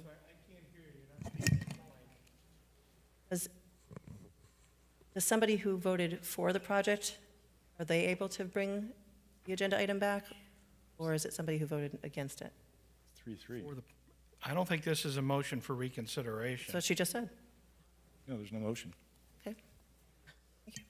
But regardless, Mr. Berman, if it's a 3-3, there is no prevailing side, so, correct? There is no prevailing side on this. It didn't pass, so other than that, it's 3-3. Whether you do a motion or not depends on whether you want it to be greeted with the same enthusiasm that the other items brought back tonight were, but I'll leave that to the commission to determine. Okay, very good. All right, There Commissioner certainly Smith. has been interest in it. Thank you. Very good. Commissioner Smith. Thank you. It was great tonight to see unity in the community. 15 years working with community, with reaching out, and the 6 students that got the scholarships. That was just touched my heart. And the community service hours they put in, and the good GPAs that they had. That was hats off to them and to the community that's worked with them through their life. Just want to give an update on some affordable housing information. I sit on the Affordable Housing Advisory Committee, and we meet twice a year. So we had a meeting the other day, and I gave an update of what's going on in Pompano Beach. And it's in relation to the SHIP-related activities, State Housing Initiative Partnership, which we approve every year with our application. And this year, we're expecting to get $803,604. So it's a substantial fund that we're able to get. Alex and his team work hard to make sure that we get that. During this last fiscal year, SHIP funding supported 19 housing rehabilitation projects, 2 purchase assistance cases, and 1 replacement home project, all through the SHIP funding. And the replacement home project actually got recognition at the state level with an award for Pompano Beach. Across all funding sources, they also have 32 housing rehabilitation projects and 14 purchase assistant cases. And one thing that they've started this year is Community Development Block Grant for senior roof replacement programs, and we currently have 10 applications. So their website has all the information on how to apply for that and the income levels to be eligible for it, but there's some good stuff going on with affordable housing and with Alex and his team. Just want to make sure that you're aware of that. The Kappa Foundation of Pompano Beach had a ribbon cutting on Saturday. It was very community-minded, very warm and loving environment of men that give so much of their time to mentor young men. And they're in the old fire station on Northwest 8th Street in Collier City, and that's their new home. And anybody have an opportunity to go by, knock on the door and take a look. They've got some great stuff going on in the Kappa Foundation's new home. Also, Greater Collier City Civic Association is going to have their scholarship banquet on June 20th, and there's sponsorship opportunities. Reach out to me, and I'll get you in touch with Phyllis Smith, president of the Greater Collier City Civic Association. But that's always a wonderful event to attend, to see the young people getting those scholarships.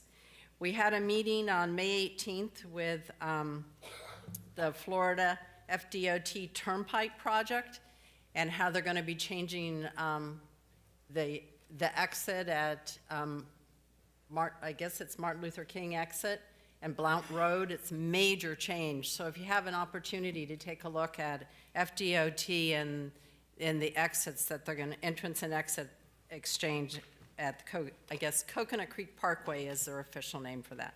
So take a look at that. And another Broward MPO, we had a public meeting last week about some things that they're recommending for the Atlantic Boulevard corridor, west of Power Line, east of 95. And they've got some pretty aggressive thoughts of what they'd like to do on that corridor. Some of them good, some of them I'm not so sure about, but they will be coming back, and it was recommended to them that they come back with a 3D model instead of just a flat presentation. So keep your eyes out for that. And my positive quote tonight comes from Zig Ziglar. The great thing about going the extra mile for someone is there's very little traffic. Thank you, Mayor. Very good. Vice Mayor.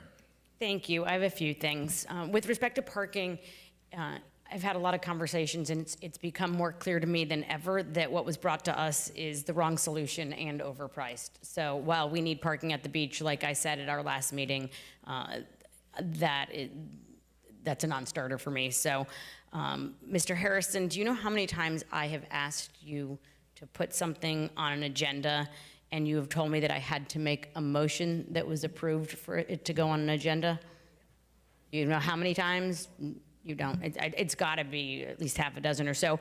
But it sounds like tonight we don't. So I'm going to ask you to put your spending threshold of $200,000 on the next agenda, a procurement ordinance change, reducing that to $100,000. Sounded like there was some support for that anyway, so I'd like that on the agenda also. Perfect. Of course, you have it down from them, of course. I've made the motion so many times. Okay. So, in my opinion, your review should have happened tonight also, but the mayor decided you don't need one this year, even though it's in your contract that you do. And something has come to my attention that I want to clarify with you. So your contract that was signed, your initial contract signed in 2017 always included a residency requirement. Section 9, the parties hereby agree that the city charter requires employees to reside in the city. It came to my attention that you may have executed another contract during this contract period that also required your residency. Did you sign a mortgage in 2021?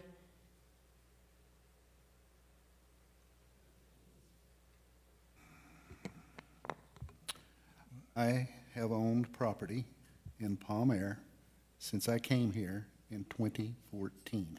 I'm well aware of that. I'm asking you if you have a homestead somewhere else. In Texas. And did you sign a mortgage in 2021? Well, you did. Are you talking about in Texas? Yes. So it's come to my attention that you've entered two agreements at the same time, because your mortgage has an occupancy requirement that the borrower shall occupy, establish, and use the property as borrower's principal residence within 60 days, and after the execution of this security instrument shall continue to occupy the property as the borrower's principal residence.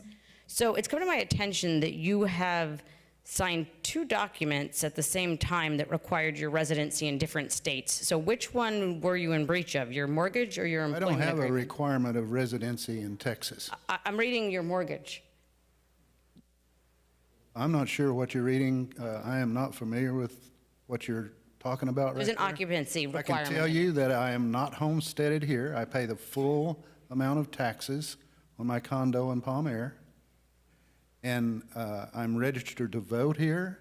I have a Florida driver's license, and I am a Florida resident to meet the requirements in the city charter. Okay, then I guess you're in breach of your mortgage because your mortgage because your mortgage has an occupancy clause also that requires that home to be your principal Well, residence. why don't you turn me in and let's see what there is about it. Okay. I plan on asking some more questions since that came to very my good. attention. Vice Mayor. It's a simple clarification. Vice Mayor, So I'd like to talk about Memorial Day. I wasn't able to make the parade, unfortunately, this year, but the week before, I was able to go out with the Rotary Club and the fire department and help with the display of crosses at Community Park. So it's the second annual Hometown Heroes initiative that was spearheaded by Rotary Club. So I want to make sure we thank them.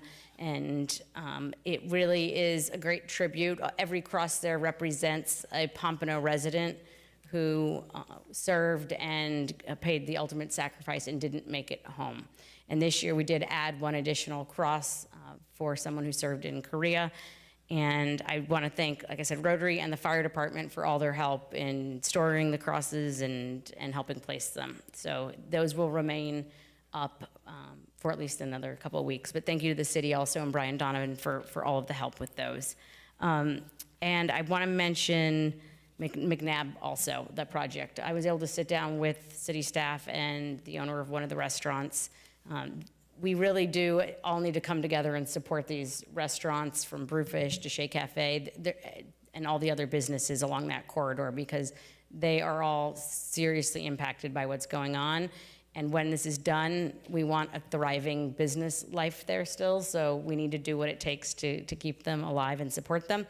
And I want to remind people it's actually not that far to get to. If you're in my district and you live west of the bridge, you don't have to go all the way through the neighborhood and around on, Federal. You can go through Fort Lauderdale and use some shortcuts to get there pretty easily. So I would encourage people to support those businesses and do what we can. Thank you very much. Mayor, Very good, thank you. Commissioner Perkins? is there something, Vice Mayor, the city can do to help promote those businesses doing the construction?